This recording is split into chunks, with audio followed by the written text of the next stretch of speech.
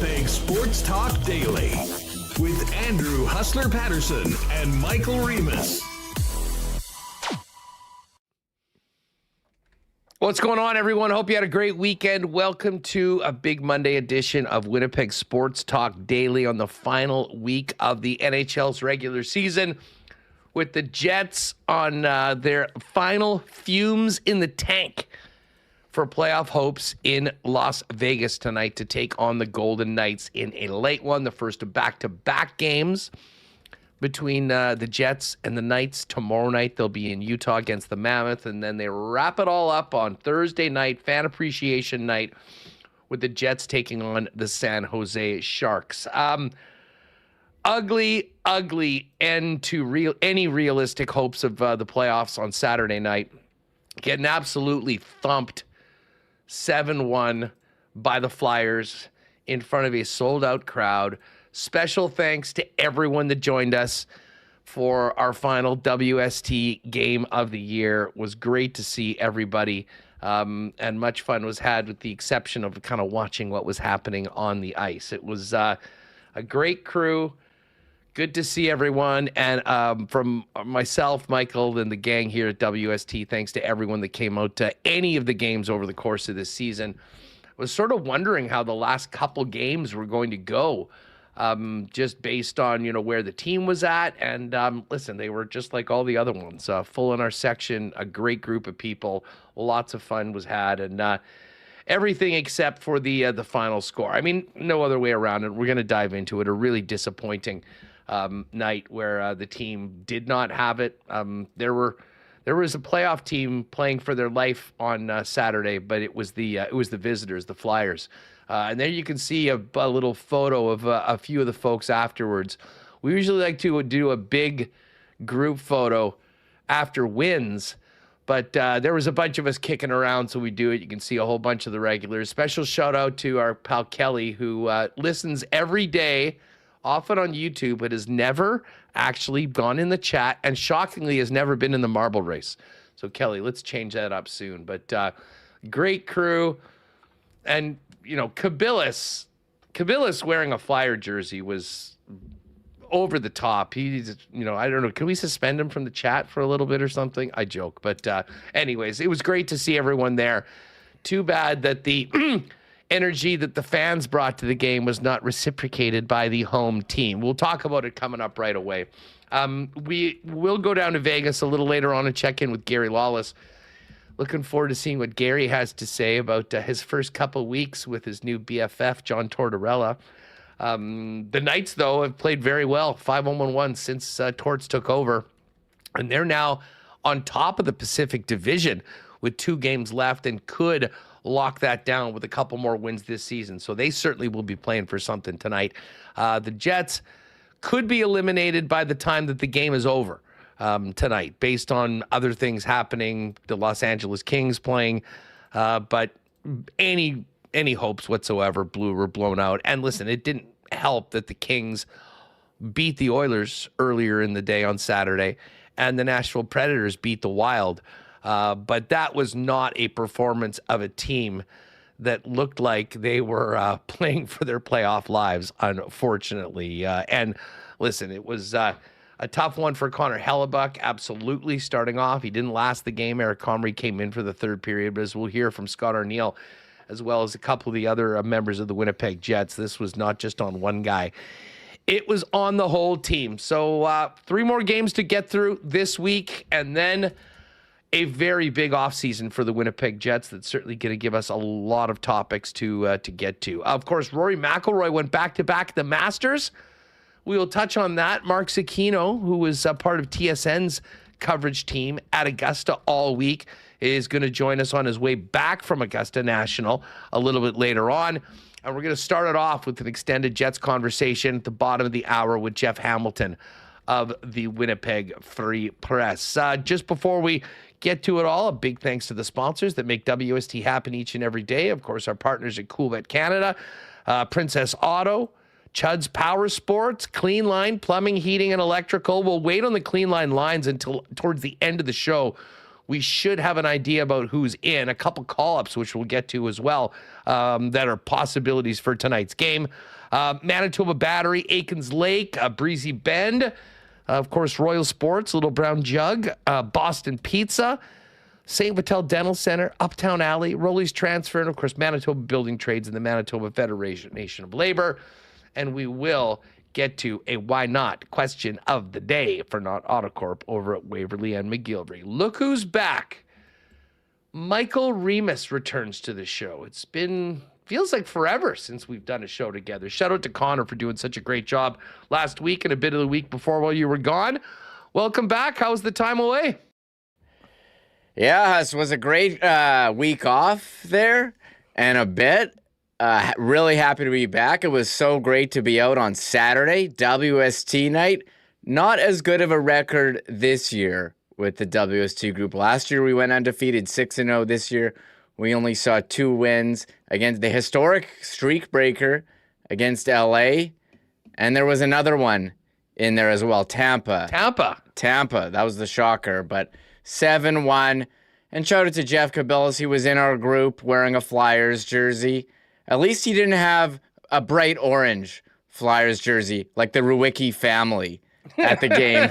And we caught up with Brandon and Tyson in bright orange Flyers. Look like Those pylons. are disgusting. Yeah, they are. Like, if I was a defenseman, I would never want to wear the oranges because the minute you get burned, I mean, the jokes just simply write themselves. So that didn't happen very often on Saturday, though. There wasn't a lot of burning the visitors. It was more getting burned by the Phildalphia Flyers. I mean, listen, I knew that there might be a bit of a lull in, frankly, our group and the people at the game, just knowing that the Jets didn't get any help. But I got to tell you, I mean, straight up, that did not look like a team that had any hopes, intentions of fighting for their lives the way that the situation had sort of dictated. I mean, I'll give them credit. They played, well the previous week and sort of stayed off the execution. But as many of us had been worried about for a while, we figured the end was going to come soon, and prolonging it as long as it did really just ended up maybe moving the Jets back a few picks in the draft lottery and then in the draft. And obviously we'll get to that. There still is much to be determined in these final few games of the season. But you give up the early one, you get one back, and then 2 quickies. And after that, it was basically all Philadelphia. And as we'll hear from Scott Arniel and a few others, it did not seem like the Jets were really ready to play. I mean, to be honest, there looked like there was one playoff team playing on Saturday night. And unfortunately, that playoff team or teams of hopes of having a playoff team was not the Winnipeg Jets. The Phildalphia Flyers better in pretty much every aspect of the game. And that was reflected in the final score, which was 7-1. Yeah, we were all watching in the craft beer corner before the game, watching on our phone the Kings Oilers, the end of the game, and how disappointing was it to see Edmonton couldn't even score a goal over the Kings. And it was Panarin scoring on the breakaway from Evan Bouchard giveaway us. And that kind of sealed it for the Jets. It was going to be very, very tough for them to get in the playoffs. It was still possible, but very tough with that Kings win over Edmonton. And there was certainly a sag from the fans there. We were all talking about it in Craft Beer Corner. You do wonder, was there a bit of an emotional reaction, to the players? And is that why they came out so flat, knowing that the game was going to be tough? I mean, Connor Hellebuyck, not his best game. I wondered if they were going to pull him after 3. They opted for the timeout, but he, didn't really change things. Eric Comrie came in a tough situation, gave up one short side goal, and the other one, Sean Couturier, all alone in front of the net. Wasn't the Jets' night, and really disappointing for what should have been a fun Saturday on the final Saturday night game of the season. Was one of the worst games of the year, and here we are as they head into Vegas with 1 point or 2 points lost by the Jets or 2 points gained by their opponents, and they're out. So they're pretty much done. And they did make some call-ups we'll get to this show, but it was disappointing night on Saturday. Yeah, no doubt. And listen, maybe it just saved all of us maybe a few extra bucks for games to go and see something similar in the playoffs, because, I mean, it is really hard to make an argument, despite the fact that some recent wins and a couple wins against the Avalanche, that this team as currently constructed would have been anything but roadkill for the top team in the National Hockey League come the playoffs next week. You did mention a couple call-ups. We knew that this would happen once the team was all but eliminated. And we have the potential of Brayden Yager making his NHL debut tonight for the Winnipeg Jets. He and Nikita Chibrikov were both called up, still on emergency conditions, and I think that has something to do with, who they have up, regulars that are out right now, and maybe still wanting to save a call-up potentially for the final game. I guess we'll see, but the Jets did put up that Brayden Yager took out his first game day skate, and it does look like he is going to be starting this off. This is for Mitch Clinton. We'll kind of dial this up and go over the clean line lines when Jeff joins us coming up, but it looks like Yager and Chibrikov are both going to be in the lineup, as will Rosane, as will Brad Lambert. So definitely the youngest lineup we'll have seen so far this season, or at least since the early part of the year after they had the 4 guys in. So we'll get to that coming up in a minute. But listen, before Jeff joins us, I want to get to some of the post-game audio, because I know we'll be talking about this with Hammer. Scott Arniel obviously disappointed, and knowing what a loss like that meant for his club, especially when combined with the rest of the out-of-town scoreboard. Arnie got to the podium and said pretty clearly that his club was not ready to go on Saturday night. We weren't ready to go. That whole first period, we weren't ready to go. Philly outplayed us. I'll take responsibility for that. We were not ready to go throughout our lineup. Player 1 to 20, we were not ready to go. They got the better of us. Second period, 3-1 game. We got better, did a little bit more, had some opportunities, and then, again, gave up a couple of quick goals, and the game was over after 5-1. All right, so the team wasn't ready to go. You're playing game 78. Your playoff hopes are hanging in the balance. Not what you expect from the club. So Murat Atesh, to his credit, kind of followed up on that and said, you said you weren't ready. Why? Why was that, Scott? When you say that they weren't ready to go and you take responsibility, why? Why weren't they ready to go? Don't worry about it. That's mine to the team. We will talk about that. I haven't told them yet. We've talked a little bit after the game, but I haven't told them yet. We'll have our discussion. We'll go through our review of the game, and then we'll talk about it when we get to Vegas. All right, listen, I'll cut Arnie some slack because I know that was an embarrassing loss. He was obviously not in a great mood, but I mean, to say don't worry about it, I can tell you as one of the 15 225 that filled the building last night, hoping that we'd see a strong performance from the Jets playing for their playoff lives. We were all worrying about it. I mean, to be honest, the biggest winners of the Jets' performance on Saturday night was probably Boston Pizza, E&C, Tavern, Browns, Local, because about 10,000 people got an early start on their Saturday night because they didn't want to stick around and see the Jets get their ass kicked for another 20 minutes at the end of the third period. So, I mean, I guess this is all, I mean, I know that those two have a lot of respect for each other, and that was a little uncharacteristic of Scott Arniel. And I know they've always said, they speak to the team first, and maybe because of the weight of what had happened on Saturday, that was going to be later on. But I will say I've talked to quite a few people that heard that over the course of the last 40 hours or whatever, and I don't think, Remis, that one played over very well with the fan base. I applaud Murat for asking, because I don't know, how are you not ready for a game, for a team that is talking about, trying to get in the playoffs, trying to go on this miracle run, as unlikely it may be. You have to show up, and, for him to say they weren't ready, that's, I don't know if he's just coming up with excuses to, talk to the media, or if that's how he really feels. But if you were at the game or you follow the team and you hear that, I think that's a bit disappointing to hear. Because again, I don't know how you're not ready. This was a huge game for them. And Mike did follow it up by asking, was there a sag? Were you watching the LA game? And, reality sunk in. And I would certainly buy that if he had said that. I don't know if that's an acceptable answer, but I think it's,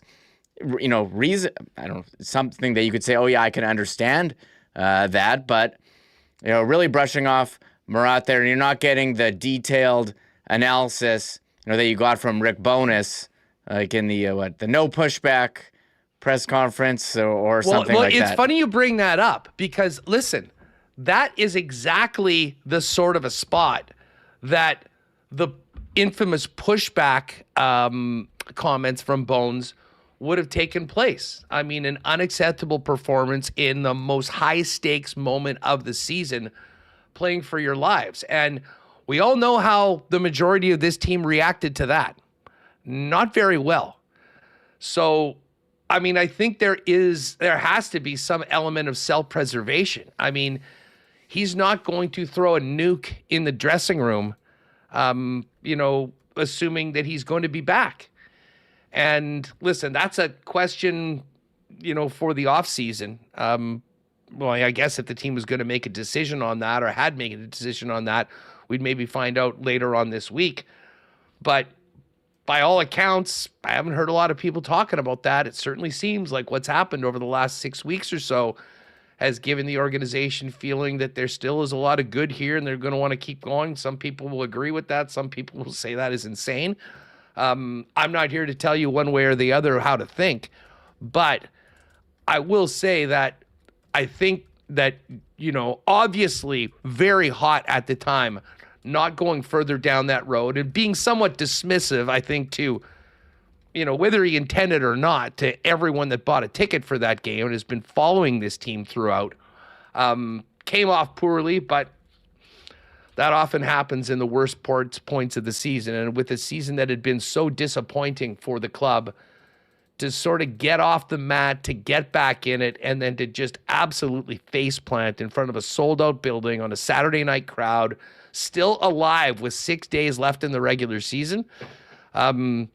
Maybe if that was going to happen, that was when it was, but I don't think it really made things sound that much better. This is number 2, Remo. Here's Arnie. If the moment got too big for the Jets.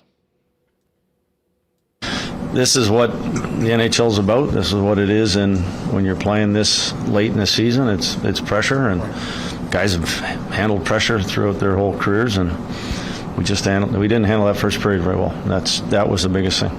Safe to say you didn't expect this out of your group based on this morning? No, this is the first time we've had one of these, since the break. So, no, that's, what, we got to go to Vegas tomorrow, play there Monday. We got to come back. We'll talk about this one a little bit more as a group, and then we got to get ourselves ready for the next one. Now, listen, I know, these guys are living in the moment right now, but I will disagree strongly with that being the first time this had happened since the break. I mean, coming right out of the break, there was a couple of really underwhelming performances. I mean, I still think that the game the Jets won on the 3rd of March against the Blackhawks was one of the worst games they played of the season. I mean, they somehow found a way to get off the mat late in the third period, score and win at OT, and then it was okay, whatever, on to the next one. Does anyone remember the Anaheim game, the Tuesday night Anaheim game, with the 7 shots through about 38 minutes of the game? I mean, listen, then that was followed up with the loss to the pathetic Rangers, 6-3. That one I thought wasn't as bad, to be honest, as these other two that I mentioned, but I think it's a little disingenuous to just say, oh, well, look at the last week. They'd won 3 in a row. None of this had happened since. Listen, we've seen games like this throughout the year. And I don't want to do a Chud's Power Poll for Chud's Power Sports of the 5 worst losses of the season, but I can tell you that would be a very time-consuming effort to go through all of the losses and the performances, especially from the first half of the season, combining with nights like Saturday. Let's just say there'd be a lot of competition to get into the top 5. Arnie had a little bit more. This is for Remo, just more on the Saturday night stinker.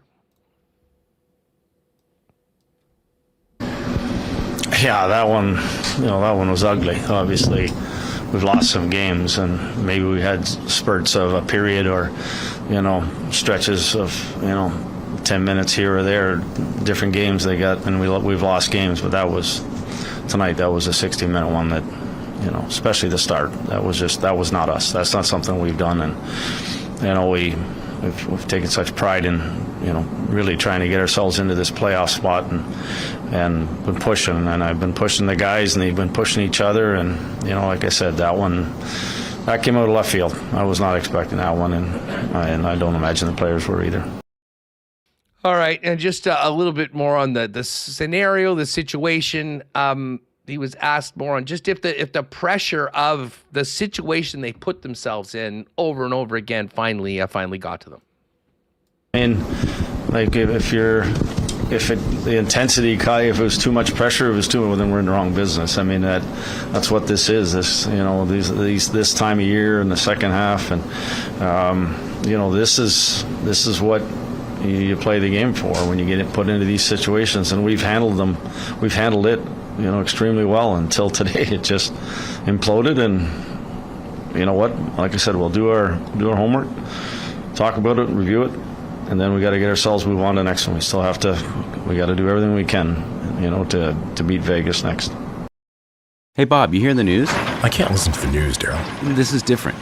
Oh, it's so negative. Not this time. Manitoba's got these new jobs agreements. And when the government builds things like new schools and hospitals, they'll hire Manitoba workers first. Really? Creating good jobs with union standards and more apprenticeships for Manitobans. And we'll get rid of those out-of-province license plates on job sites.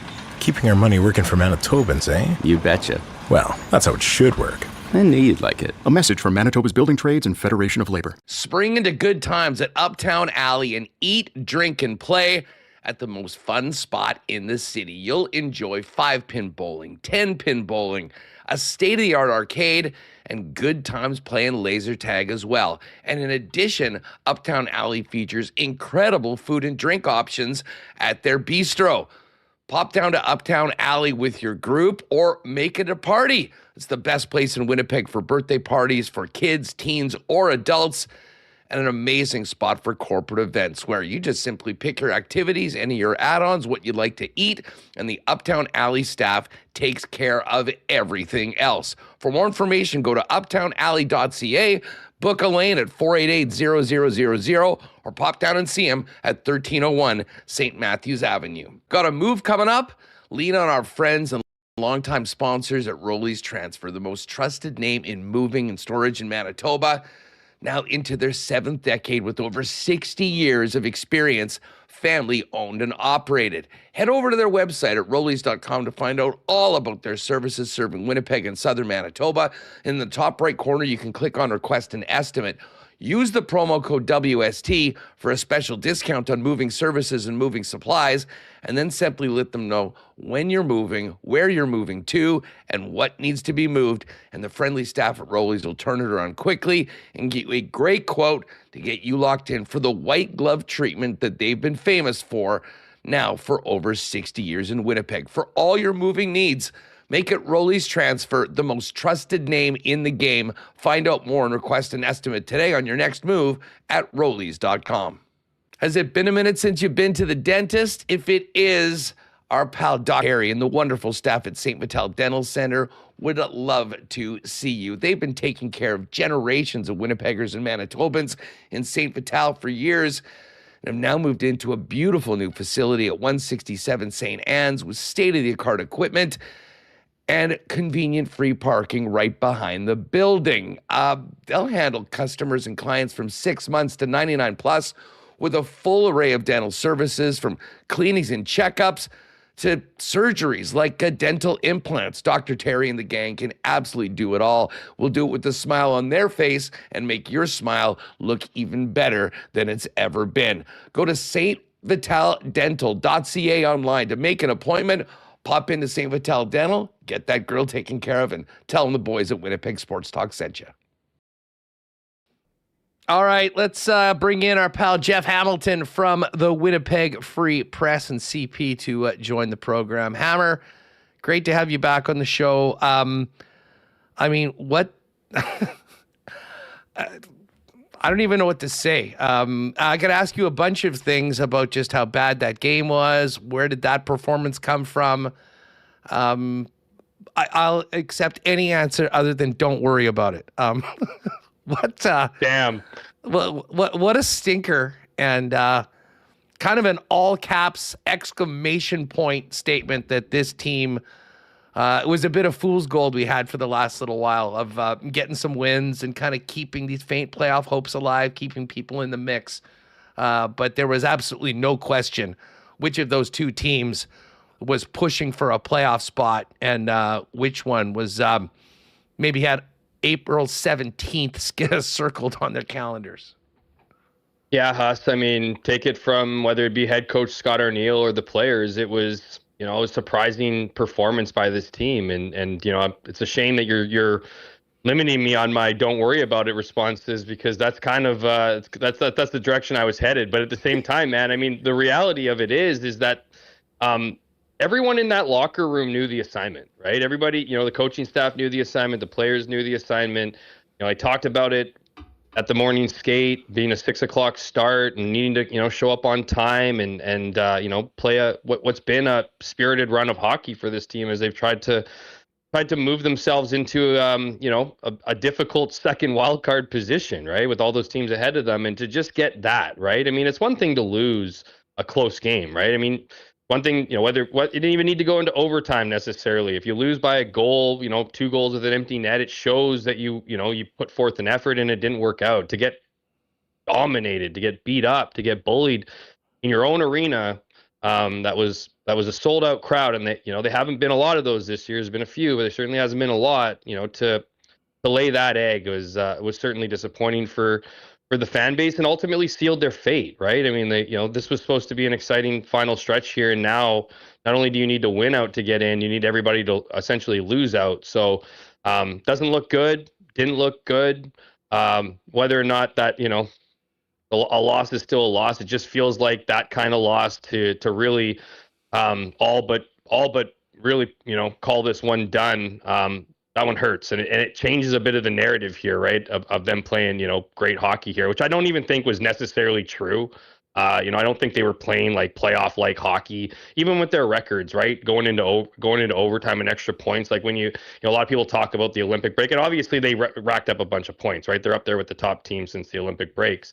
But even then, like, it's not, some of those wins, didn't look that convincing, and now here we are with 3 games remaining, and ultimately, waiting for things to mathematically end this season. Yeah, well, I mean, I know he said that was the only one since the Olympic break they'd had like that. I kind of disagree. I mean, that Ducks game was one of the worst of the entire season. I mean, the Ranger game 2 days later wasn't much worse. And at that point, we're like, okay, this is where they are. And then, to their credit, they got a bunch of wins and got back. Hey, by the way, I did want to mention for folks to check out Red Tag Days at your local Prairie Toyota dealer right now, and check out the Toyota Tacoma. Its standard I-Force engine boasts an impressive towing capacity of up to 6,400 pounds. It's the most powerful Tacoma ever. So whether you're hauling gear to the rink or heading to an away game, you can tackle it with ease. And when it's time to load up, the available power liftgate makes loading your gear in and out a cinch. Experience power, capability, and convenience with Toyota Tacoma. Visit shoptoyota.ca or your local Prairie Toyota dealer during Red Tag Days from March through May. So, listen, the start wasn't good. I guess let's focus in on the game, and then we'll talk about the aftermath for a minute. The first period was brutal, and it was top to bottom. It's easy to single out the goaltender. And listen, I'm the biggest Helly guy. I heard Kenny and Rennie talking about it. I was talking to Remis earlier. Some people will say, hey, he plays too much and, he's obviously tired. I personally don't really buy into that. If I'm the head coach and my season is on the line, I want my best player in the net. And we've seen him do this before. To me, the Hellebuyck, the performance on Saturday was not about being tired, because we'd seen some underwhelming performances from him earlier on in the season as well. I mean, to me, part of it is the incredible standard that he's set himself and the expectations that come with 3 Vezina trophies and a Hart Trophy last year. He certainly wasn't good enough, and I will start there. but he had a lot of company. I mean, we're not looking at this game going, oh, the score doesn't really tell the story of the game. The one guy had a bad night and Vladar was really good. He was bad and he had a lot of company. Yeah, I mean, absolutely. Scott Arniel said as much. Player 1 to 20 didn't show up. It didn't name any names because he didn't have to. He felt like it was a full effort no-show in that. And, I think it's easy to look at that game and criticize, Connor Hellebuyck because, of how many goals did he let in? 5 or 4 of those goals, or, 5 of those goals, like probably 3 of them were bad. And they weren't, and what by bad, I mean bad for Connor Hellebuyck, right? The standard for Connor Hellebuyck is not the same standard for arguably every other goalie in the league, right? So, and whether or not it's fatigue or work too much, I think there's an argument to be made there, Huss, right? Just based on the number of games he's played, and add in the fact he was in the Olympics. Obviously, he was injured too. That's a rest period, I guess you could argue, as far as games played. It still adds to the wear and tear of your season, right? You're recovering from something and whatever. The reality is it's kind of a moot point, right? Because this team, for as long as we've known Connor Hellebuyck to be the Connor Hellebuyck, one of the best goalies in the league, it's pretty obvious, and the team hasn't really been secretive about it, that he kind of calls his own shots, right? When he plays, when he wants to play. And when you look at Connor Hellebuyck, as you mentioned, the reigning Hart Trophy winner of this league, the best player in this league, and he tells you he's ready to go, you're not going, don't worry about it, we're going to put in Eric Comrie, right? And I understand Eric Comrie's stats were really good. Eric Comrie came in relief and allowed 2 goals on 2 shots. So, to me, it's kind of one of those things where, yeah, you could zero in on fatigue, but it doesn't really matter, right? Because once a player says they're good to go, they're good to go. And so, to me, whether it was, Connor Hellebuyck not making the right save at the right time, and if you look at the time of the game, like it does kind of get away with them in that 25 seconds. But to your point, Huss, like the guys in front of them were asleep at the wheel. I mean, when you allow those two goals in 20, span over 25 seconds after tying it up, like where's building off the energy of the hometown arena? Where's because the Jets have been able to do that, right? They've been kind of suspect on that first goal in games, and they've had to climb their way back, and they were able to do that to make it 1-1, and then bang bang, right? And then it just kind of got worse from there. And I also think, and again, it's not an excuse, and I'm certainly not making an excuse for this group, but I've said this to you, we've been saying this for weeks, that even if they do get into the playoffs, even if they do claw their way into the playoffs, they'll be playing like a month and a half of playoff hockey before the most grueling part of the season actually, kicks off. And to think that this team was going to go, deep into the playoffs after playing high intensity hockey for so long to get back in the mix was probably, and with those people who were arguing they shouldn't be trying to do that, kind of adds to their argument. But at the same time, they had gotten to this point, right? They had been playing better hockey. They were riding, a 3-game win streak hanging into this one. They knew what the assignment was, and they played an opponent who also was in a similar situation. I'd almost say obviously a better situation. They were 3rd in the Metro, but they were either 3rd in the Metro or out of the playoffs, right? They're battling for that position, just happens to find them in the Metro because that division isn't doing so great, so are as good as the other one in the East, in the Atlantic. So the reality of it is that this was a team that came in with a playoff-like attitude, and they played like a playoff-like attitude team, whereas the Jets just seemed to roll over, right? You saw, I don't want, you can pinpoint different plays. Mark Scheifele on the shorthanded goal, right? Like the lack of a back check, and then the ensuing, meltdown at the bench, right? Smashing his stick and slashing the door and whatever, right? Like that body language is a defeated team. And at that point in the 3rd period, it was almost kind of, you didn't see Connor Hellebuyck show up there, and you just kind of felt like it was just, let's get through this 20 minutes here, and move on essentially. Now it's like, I wonder, I'm very curious, Huss, on what this back-to-back is gonna show us here, because this team, I think I always have this theory, like if anyone knows the reality of the situation, it's the players inside the locker room. They they often tell you they're the harshest critics, all that stuff. They know what's going on. They know how difficult it is, and they ultimately know that they're out of it now. So they're not mathematically out of it. So I wonder, what does it tell us that this team in a game that they needed to win couldn't get it done? What's it tell us about this team depending on what happens tonight? And in a situation where, yes, it's very, very bleak, But can you go into Vegas and can you put forth an honest effort, do what you're paid to do? We'll see. Yeah, well, listen, I mean, it looks like we're going to get Braden Yager making his NHL debut tonight, which will add a little juice to the lineup, the expectation. You got Z-Man there in Hammer. He's looking good from Augusta. I didn't know if something changed in me or if I was in an alternate universe here, but I was about to take on an alter ego there. Start just talking about Rory.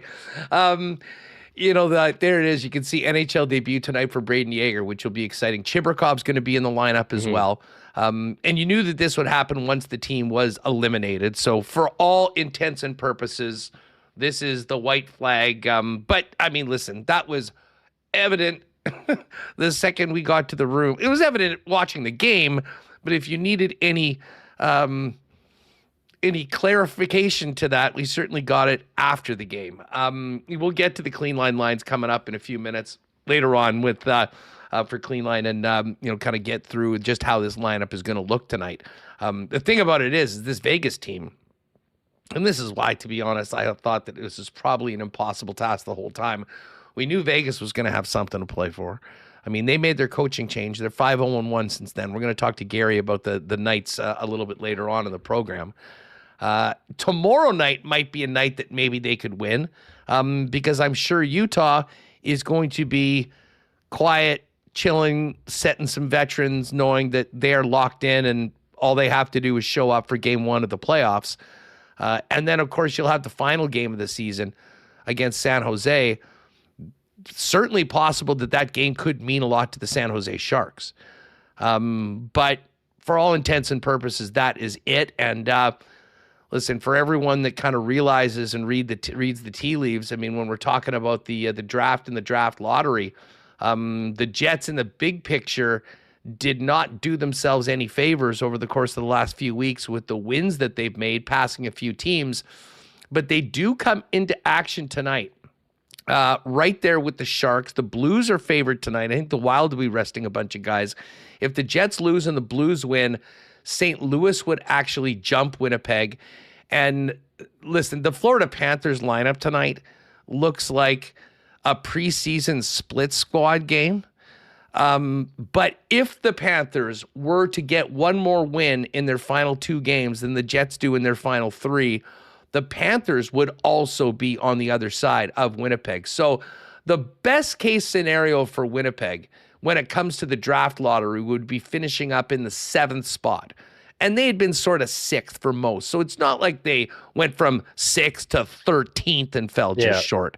Part of the good thing is that all the East teams are better than the West teams that are winning. You look at the East teams and you'd be like, this team is out of the playoffs. They'd be leading the Pacific. This team would be out of the playoffs. They'd be 3rd in the Pacific. Yeah, so it's basically a little bit misleading. If you're a Jet fan right now, you want St. Louis to win one more game than Winnipeg over their last 3. Both teams have 3 games left. And not that the Panthers are trying to win at all, but if the Panthers were able to win one more in their last 2 games than the Jets have in their last 3, those are the 2 teams that could theoretically pass them. I guess 2 wins by the Kraken could jump them over, but the Kraken have been done and playing like they've been done for a while.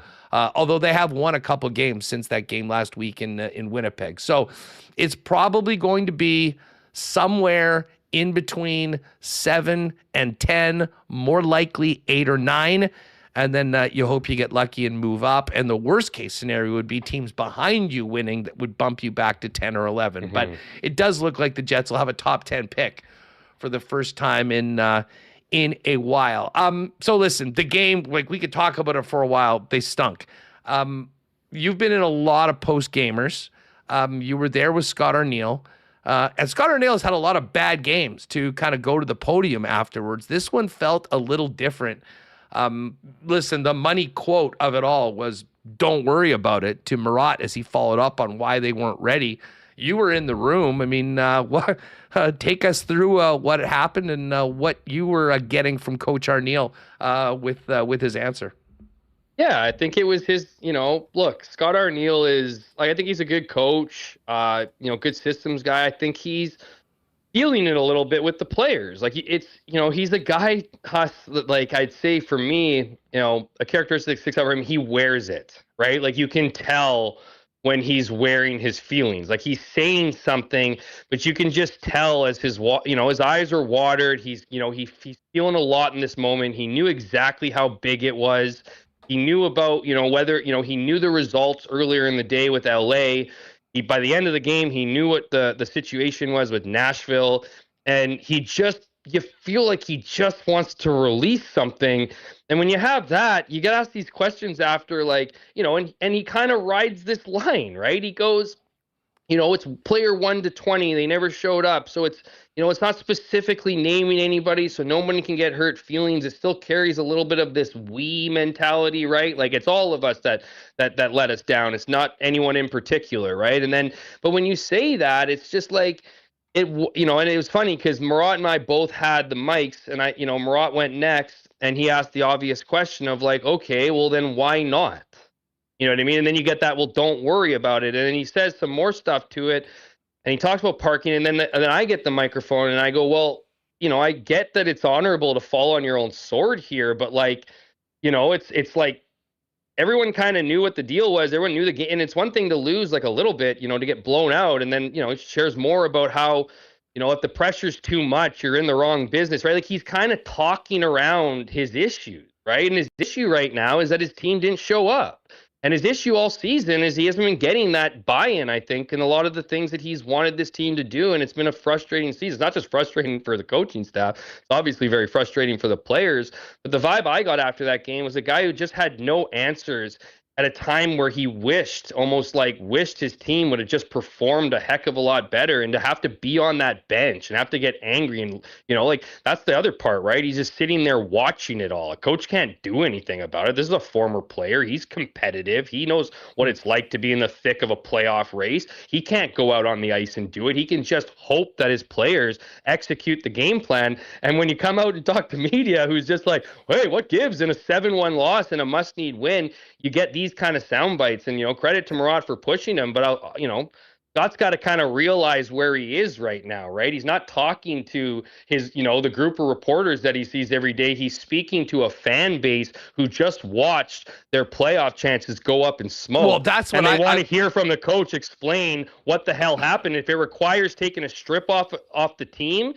do it. You know what I mean? And that's kind of my takeaway. I mean, when I heard it later on that night, I was just imagining, the fans that were there listening to it on the CJOB postgame show afterwards, after filling the building, coming with a good energy, great atmosphere. The fans were there early. I mean, it was a good atmosphere. And then to have what we saw, I mean, to don't worry about it to someone that just dropped a couple $100 on a ticket, I don't think that would have gone over very well.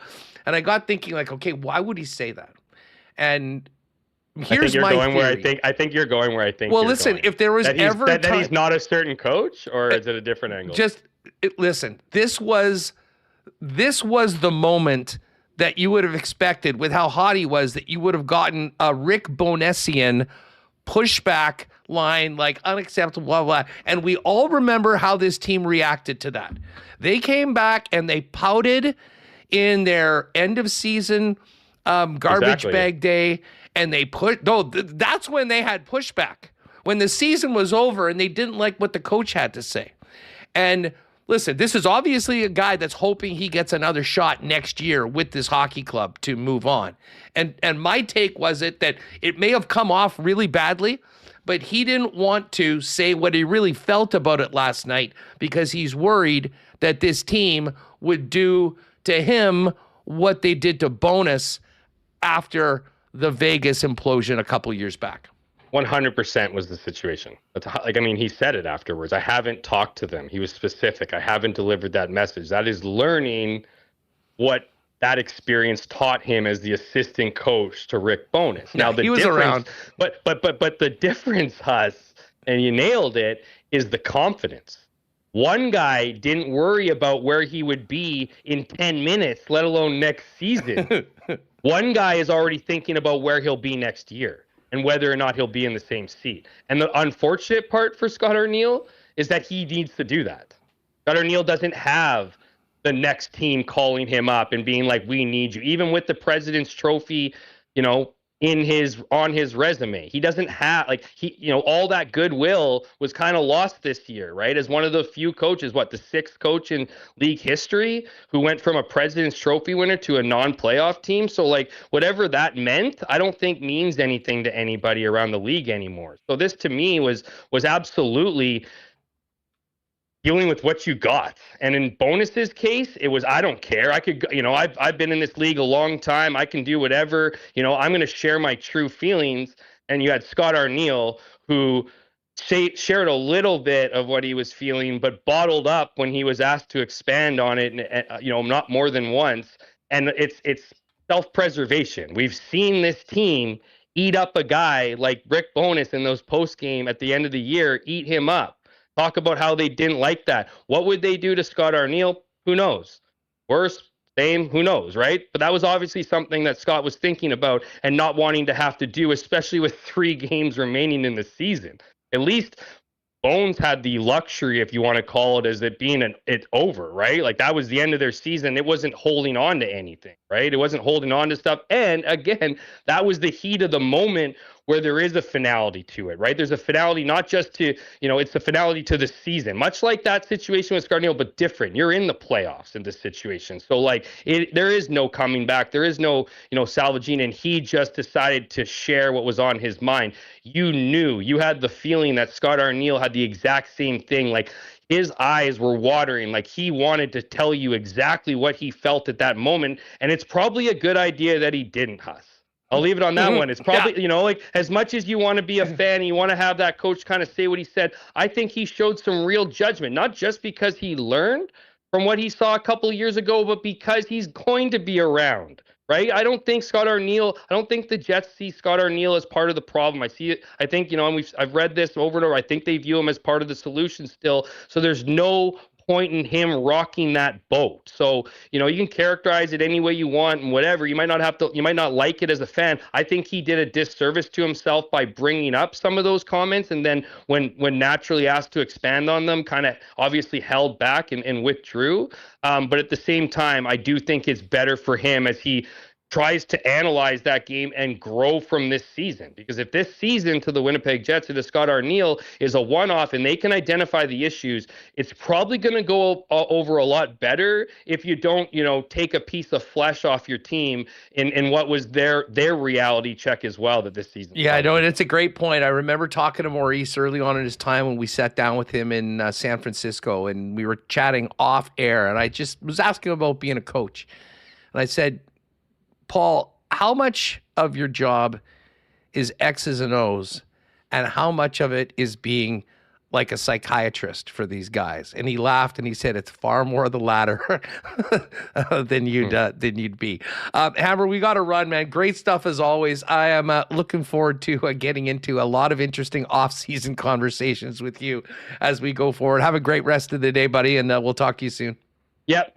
Great start to the week. Have a great rest of the week, and we'll do so. And I appreciate you not bringing up that you bounced me from the poker tournament last week. I had you dead to right, and you rivered me, and I sucked out on you badly. I couldn't be too proud about it. It was all good though. I felt like it was all over the place. I was trying to find my rhythm. I started to find it a little bit, took a couple hits, and then I was hoping to double up on you. But it is what it is. Looking forward to the next round, and hopefully somebody who isn't part of the operation gets that bonus next time, if that bonus is given away. At Jeff K. Hamilton on X. There's Jeff Hamilton. Thanks, buddy. We'll talk more Jets. We'll have the clean lines. We'll see if there's any audio from Vegas before the end of the program.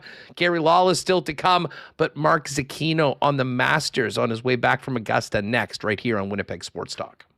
Princess Auto is a proud sponsor of Winnipeg Sports Talk, and in a lot of ways synonymous with Winnipeg, headquartered here in the Peg, founded here in Winnipeg, and now serving Canadians coast to coast with the best deals on the most unique assortment of tools and equipment around. Everything you need to complete the projects on your list or start something new is at Princess Auto. So while we wait for the Bombers to kick off, get ready for spring. Those projects on your list with great deals throughout the month waiting for you at your local Princess Auto, Panet Road, Portage Avenue West in the city, out in Brandon. And you can always shop online 24 hours a day at princessauto.com. Spring is just around the corner, and our friends at Chud's Power Sports up in Gimli, Manitoba's power sports superstar, are ready to get this snow out of here. But before we do that, great end-of-season deals on sleds and snowmobiles that you can check out.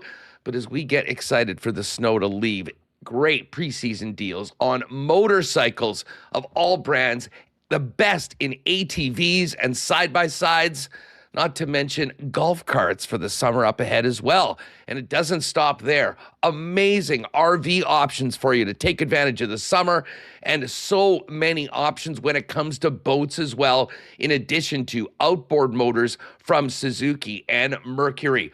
The best deals in town. That's how they've been in business as Manitoba's power sports superstore for 80 years. Pop out and see him in Gimli at the corner of Highway 8 and 231, and shop online today at their website at chudspowersports.com. April and spring are here, and Donnie and the gang at Manitoba Battery are kicking it off strong. Spring Power event. Right now, you can save big on the batteries that you actually need this season. Lawn tractor batteries starting at just $37.50. RV and deep cycle batteries from $69.50, and heavy duty power like Group 27 and 78 DT starting at $89.50. Need serious cranking power? Check out their 13-inch stud post battery, $94.50 while supplies last. All in stock and all priced to move. Visit Manitoba Battery on the north side on Logan Avenue, on the south side on Dovercourt Drive, and get powered up for spring at Manitoba Battery, powering what matters. Check them out online today at manitobabattery.com. All right, thank God for Masters Sunday to take our minds off Saturday night's hockey game. And what a final round at Augusta National it was. And it is always a pleasure to welcome in our good friend Mark Zecchino, Golf Talk Canada, TSN, PGA Tour Radio, who of course was at Augusta all weekend long. And Z-Man, probably on the way back from Augusta right now. How are you doing? And thanks so much for joining us. I'm good, guys. Amazing week. I'm wiped. Too long. It's been too long since I chatted with you guys. I literally just touched down on Canadian soil moments ago. So I'm happy to be home, but what a spectacular week. I mean, does the Masters just not deliver like the best TV, it seems, every year? I mean, it doesn't matter how it gets done, who gets it done. It's just like the last few hours of Sunday are just captivating television, isn't it? Well, it is. The funny thing was, Z, at the end of Friday's round, I wasn't sure we were going to have much drama at all because of just how brilliant Rory McIlroy was on his second nine on Friday. But it always seems to work out for the Masters. Rory gives a few back, the field makes a push, and sets up another epic final day and final 18 at Augusta National. Yeah, I guess we should have saw it coming though, right? Because Rory doesn't these days anyway. And he said in his press conference, he says, I can't make it easy on myself, can I? He said, at least not these days. Because, if you recall, if you go back to, 2011 through 2014, he won two majors by 8 shots. And it looked like he was going to, end his career with 10, 11, 12 majors. That was the hype around Rory. Okay, we've got our next Tiger Woods. And then you go from 2014 to 2025 without a major. A ton of success, don't get me wrong. He wins 2 Players' Championships. He wins 3 FedEx Cups. He wins 6 Ryder Cups on the European team. But 11-year drought without a major. And now here we go. Within the last 12 months, we've got number 5 and 6 all of a sudden. But to your point, this version is very different. This guy, could have theoretically, I remember Friday night and Saturday morning on our TSN panel, the discussion was, is the narrative over the weekend going to change by the time we get to Sunday morning? Are we going to talk about Rory versus Tiger basically at this point. Are we going to be talking about Rory McIlroy challenging that performance of Woods in '97 where he won by 12 shots?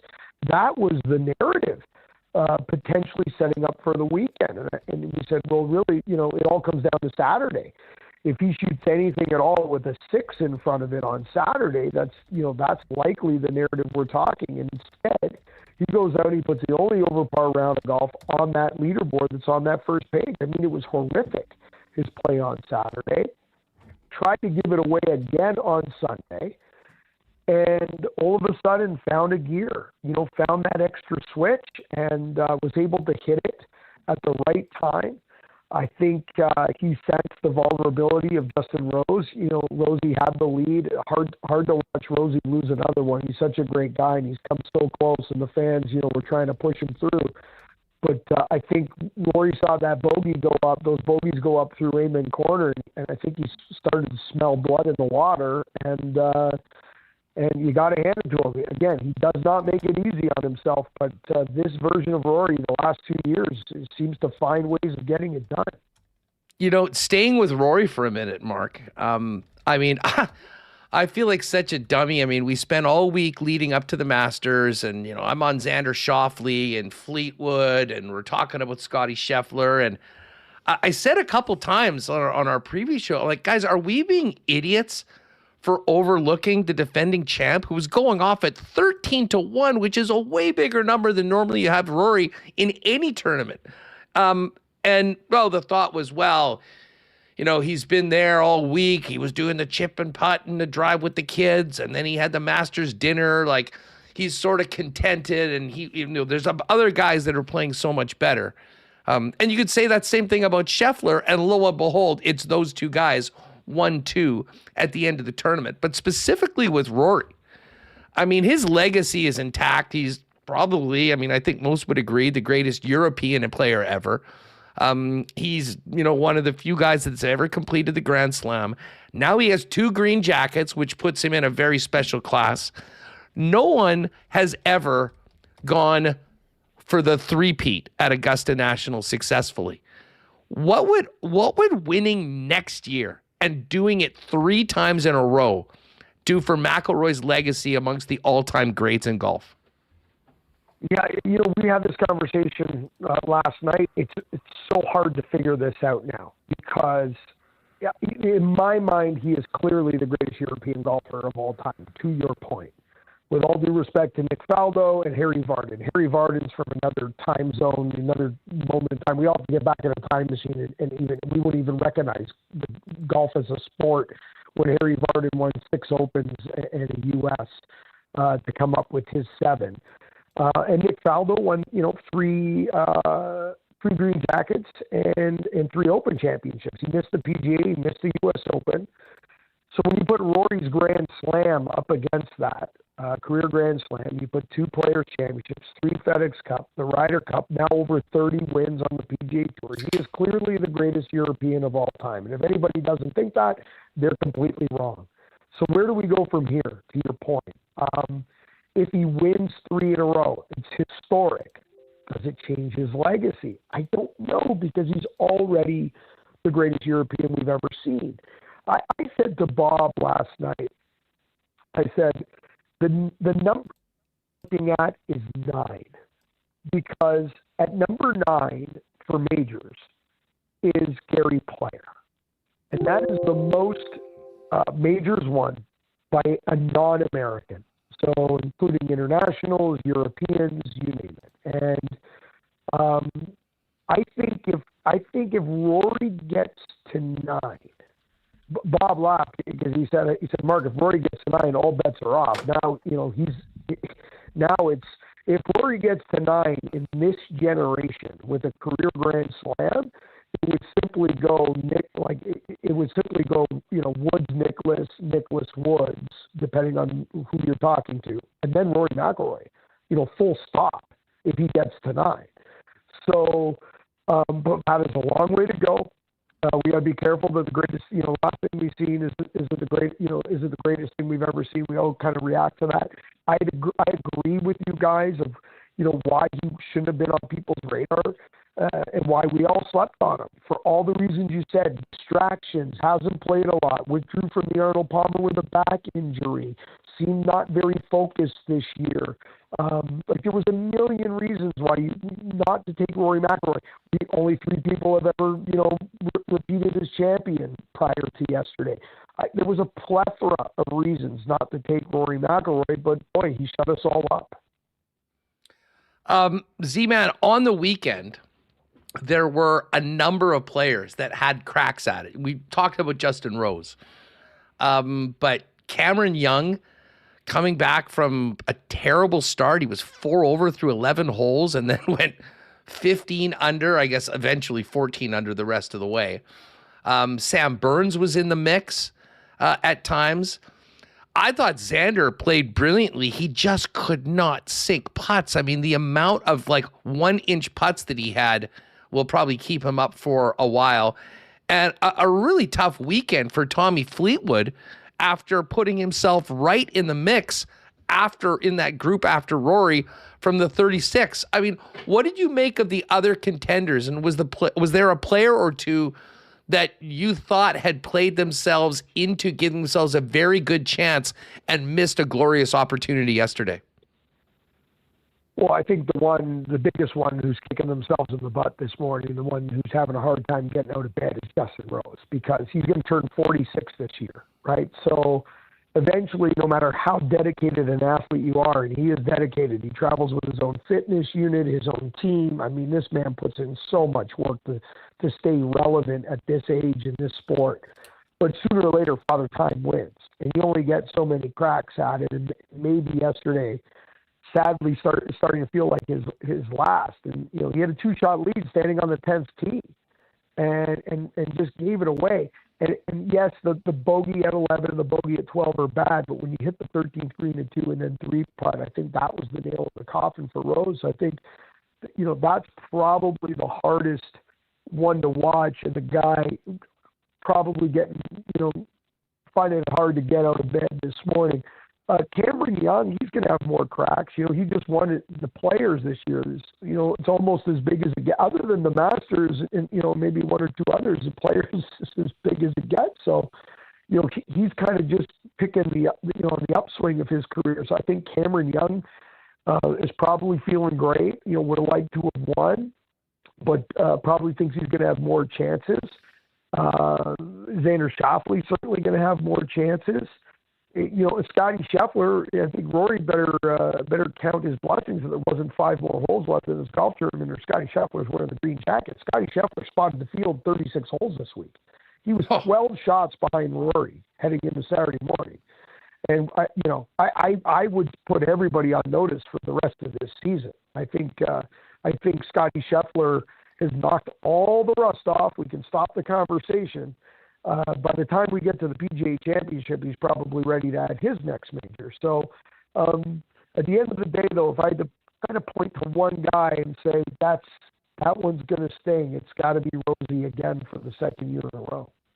Joined by Mark Zecchino of TSN and Golf Talk Canada, wrapping up the Masters for 2026. Rory McIlroy goes back-to-back for his second green jacket.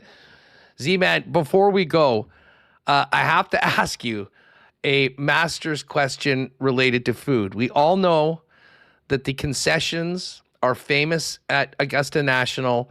The price never changes.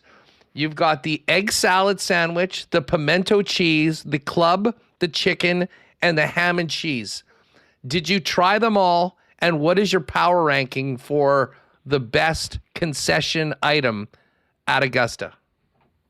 Okay, so I didn't do them all this year, but I've done them all over my 16 Masters in person. I've done now, that was my 19th Masters and my 16th on the ground. Three of them I worked from the studio in Toronto when we shrunk our footprint through the pandemic, yada, yada. So over those years, I have done them all. So the one I'm going to put on the top of the food chain, you didn't even mention, because it's kind of technically not a sandwich, but sandwich is in the name. The Georgia Peach ice cream sandwich is number one. But now, does not settle well in the stomach when it gets up to about 87 degrees and you're walking around out there if you've got the lactose issues. But that is the one. Okay, after that, I got to go with Weeksy. I like the egg salad. The chicken salad is pretty strong after it. Club is pretty good. I'm going to put the pimento cheese at the bottom of the list, but you have to do it once. It is, it is kind of the mint julep, so to speak, of the Masters. You go to the Kentucky Derby, even if you're not a mint julep fan, you got to have at least one, and then you can have, your vodka lemonade after that. You know what I'm saying? So yeah, that's the pimento cheese. You got to do the one, and say you did it. You wash it down with an azalea, which is a shot of Grey Goose, some iced tea. A shot of Grey Goose, some lemonade, and a touch of grenadine. That's the azalea. So you get an azalea, and you wash down that pimento and cheese, and then you never have to do it again. Trust me. What's it like? Are you guys the same with everyone else, where you can't have your phones there? Yeah, so we're allowed to have our phones and computers on our set, on our studio, and in the press room. Nowhere else on property, which is really hard for media. And really, unless you're a writer, unless you are truly an old school writer, if you're in any other form of media, TV, radio, podcast, digital, like anything else, you are absolutely shafted because you can't really leave your space and walk around on the golf course because, as you know, we're going live at a certain time. We're all doing this and that. Like we're all of us are on the same time constraints. You start wandering around, and your producer needs you for something. Guess what? Too bad, so sad. Plus you can't stay on top of anything out there. You have no idea who's leading, no idea who's chasing. So if you've got to articulate a panel or do a show or do a radio show or do a podcast or do a hit, and you haven't seen anything, I mean, how are you supposed to break this down? So, I mean, we're pretty much stuck, handcuffed to that studio or that press building for most of the week, unfortunately. We get out for about 45 minutes a day. I like to get out and just go, okay, what's the wind feel? See a few balls land on the green early in the day. Are the greens firm yet? Are they softer? Did they water last night? I mean, get a little bit of information with your own eyes, and then that's kind of it, because you are out of communique if you leave that studio. Well, I got to tell you, on behalf of Canadian golf fans, I'm not sure whether people realize how lucky we have it, but the Masters have very strict rules of what's on TV and what's elsewhere. They do have the greatest app in the history of apps, and I mean, that is a godsend to see all the shots. But man, are we lucky for the coverage that we get on TSN, and of course you and Bob doing such a great job with Graham and the gang. It's always fun to watch you guys do your thing, and it doesn't get much better if you are a golf fan. Just on the way out, you mentioned Bob loves those egg salad sandwiches. Did Bob Weeks leave with one of those bright yellow egg salad hats from the Masters Pro Shop? My wife asked me that, and I have no idea if he grabbed one. I mean, if he didn't leave with one, it's a total crime. I think he crushed 19 egg salads this week, I think was the number. And Graham tries to keep pace with him on the chicken salads, and he mixes it up with a whole bunch of sandwiches. I think he lost by like 5 sandwiches. So it's not even close. And Bob was toying with him. Like, Bob could have put the accelerator down. He almost kept it close, like, just to keep him interested. At any point, he could have just lapped the field in sandwiches. It's unbelievable. He was like Rory to golf, Weeks to egg salad consumption. Exactly. Hey, Z, listen, thank you so much for taking the time today. Hopefully we can catch up with you now that you're back north of the border in the next few weeks as we get ready for the PGA Canadian Open coming up. But once again, congrats to you and the entire team for an amazing weekend of broadcasting from a very special place, Augusta National. Enjoy a little bit of rest in your own bed, pal. Thanks again. Thank you. We love it. Thanks for watching, and let's connect for PGA Week. You bet. There it is. Mark Zecchino, the Z-Man, joining us on WST. Very nice of Mark to be able to do that. Very busy guy, busy travel day, and still taking the time for us on WST. And my favorite guy to talk golf with, along with Feinberg, of course, when we're ahead of the event trying to figure out who to pick. All right, we will get to the clean line lines. We will hear the first comments from Scott Arniel since Saturday night. And we'll also hear from Braden Yager, who's going to make his NHL debut tonight for the Winnipeg Jets against Vegas. But first up, a trip down to Sin City and a catch-up with our old friend Gary Lawless next on WST. WST would like to thank our friends at Cleanline Plumbing, Heating, and Electrical for their support of Winnipeg Sports Talk throughout the Jet season. When we're doing the Winnipeg Jet lines, we do it with the gang at Cleanline, who are the leaders in Winnipeg residential and commercial plumbing, heating, and electrical services. Your one-stop shop with over 40 years of experience. And like the captain, Adam Lowry, has the back of his teammates, Cleanline has yours with 24/7 emergency services. So when you're in a jam at any time of the day, Cleanline has you covered. 204-500-2001 is the number. Write that one down, 204-500-2001 for 24/7 emergency services from the official plumbing service of the Winnipeg Jets. You can find out more online at cleanline.ca. Well, it's time to get ready for spring with our friends at Royal Sports, Winnipeg's sports superstore, family-owned and operated for over 50 years. And as we get the snow out of here, it is time to get back on the pitch. Royal is the soccer headquarters in town with more boots than you've ever seen. Not to mention great soccer merch from teams and nations around the world. Of course, we got baseball and slow pitch season coming up. They'll get you ready with gloves, bats, everything you need to dominate on it. Of course, they've still got hockey gear, snowboarding gear for those of you making the trip out for spring break, and the best selection of licensed merchandise for fans of the NHL, National Football League, NBA, and of course, Major League Baseball with Blue Jays season just around the corner. Royal Sports, 750 Pembina Highway. You got to see it to believe it. Get down there today and make sure to follow them on Instagram at Royal Sports Winnipeg for the latest merchandise drops and sale information. All right, we've got Lawman coming up in just a second. Do want to mention that with spring here at Royal, the bike area getting ready to go, and they've got a ton of World Cup stuff coming in. So while I know everyone's getting ready for soccer season, baseball season right now, we moved from the NHL regular season into World Cup fever in Canada. It's all coming in right now. So now's the time to get it before it's gone to support our Canadian team over at Royal Sports at 750 Pembina Highway. We will have Gary join us in just a few minutes. The Knights have had a nice little run since John Tortorella joined up with the club, 5-0-1. And going into tonight, the Pacific Division still very much up for grabs. The Golden Knights, on account of their win over Colorado in OT on Saturday night, leapfrog the Oilers, who did the Jets no favors by losing 1-0 to the LA Kings. And it is sort of amazing. We go into tonight's action. Edmonton, Anaheim, and Vegas all within 1 point of each other.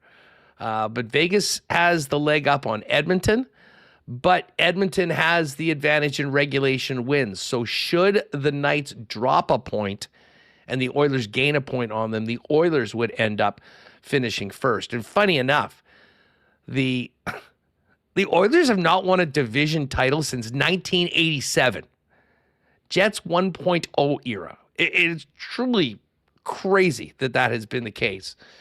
And then there's another scenario that I'm not sure any of us are ready for.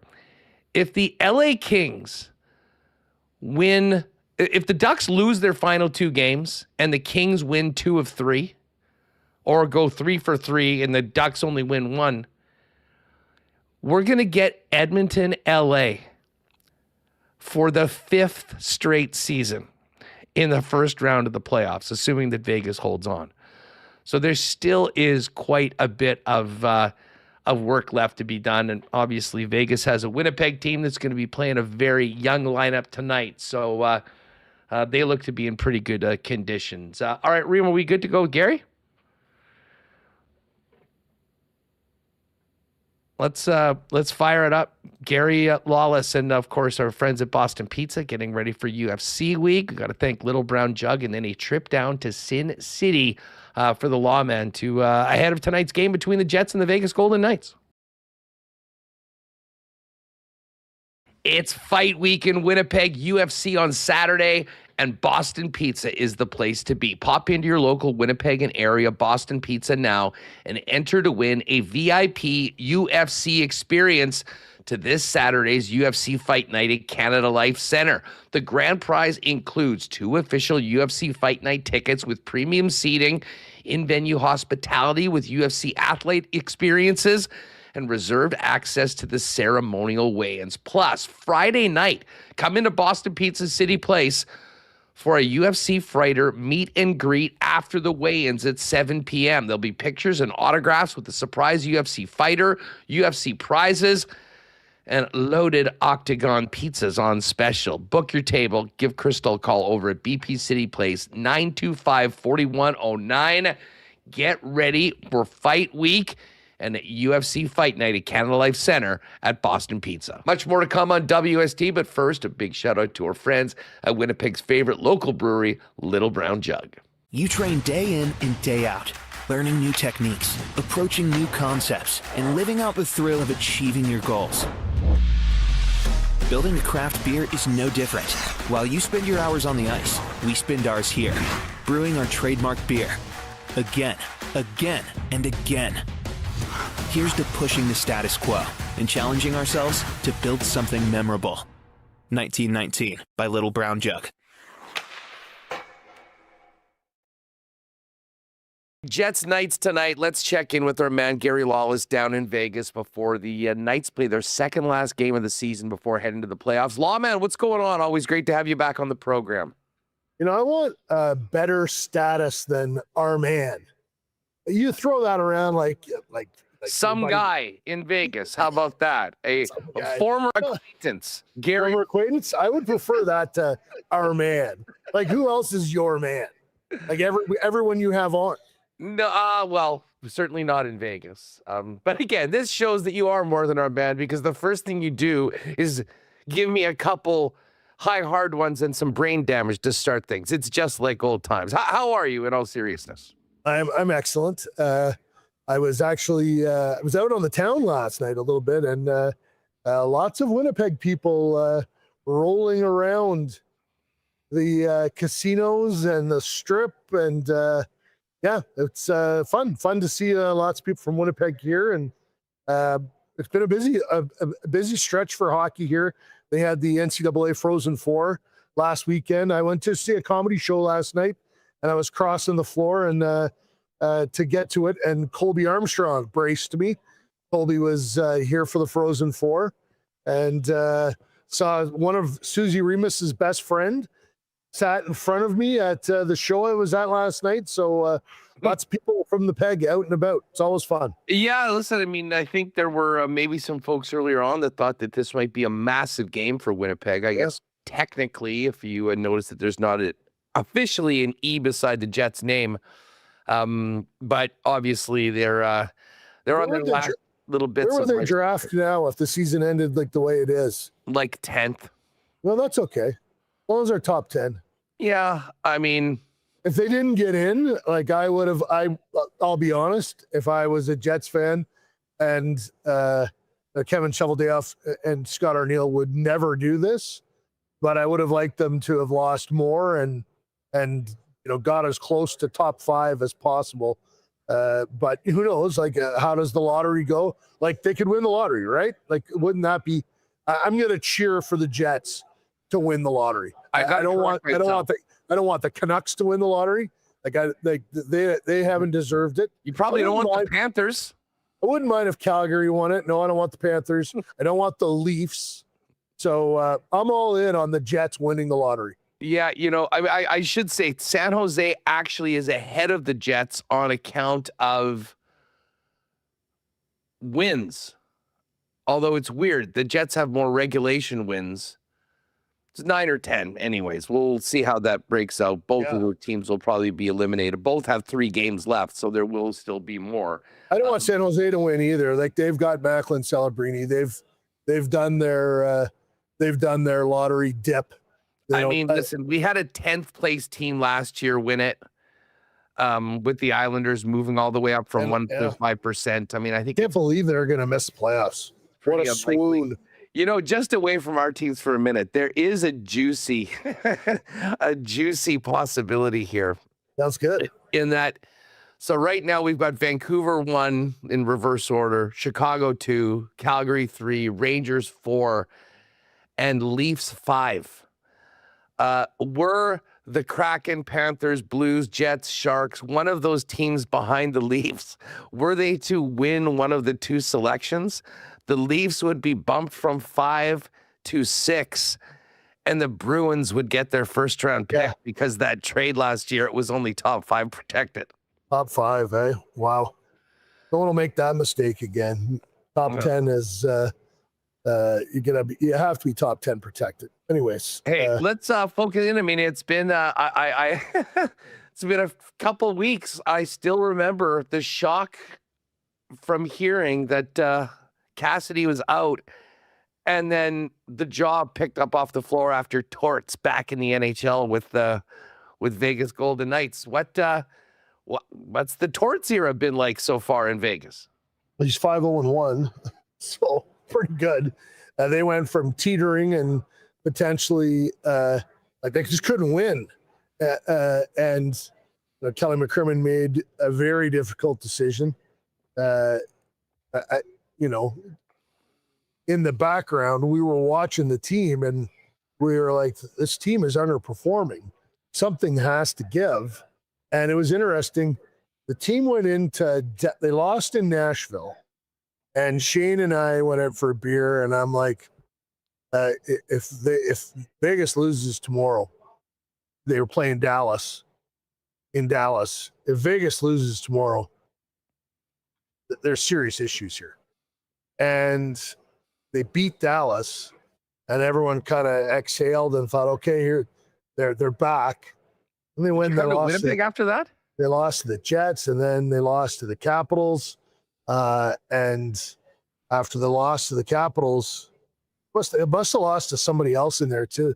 They lost to the Jets on Tuesday, somebody on Thursday, and then the Capitals on Saturday, and that was the end of the road for Bruce Cassidy. So they lost to Edmonton, and they lost at Winnipeg, lost to Edmonton, lost to Washington, and then Kelly made the change on the Sunday morning, and then the next game they played Vancouver, and they righted the ship on that Monday, and they haven't lost, they've lost one game.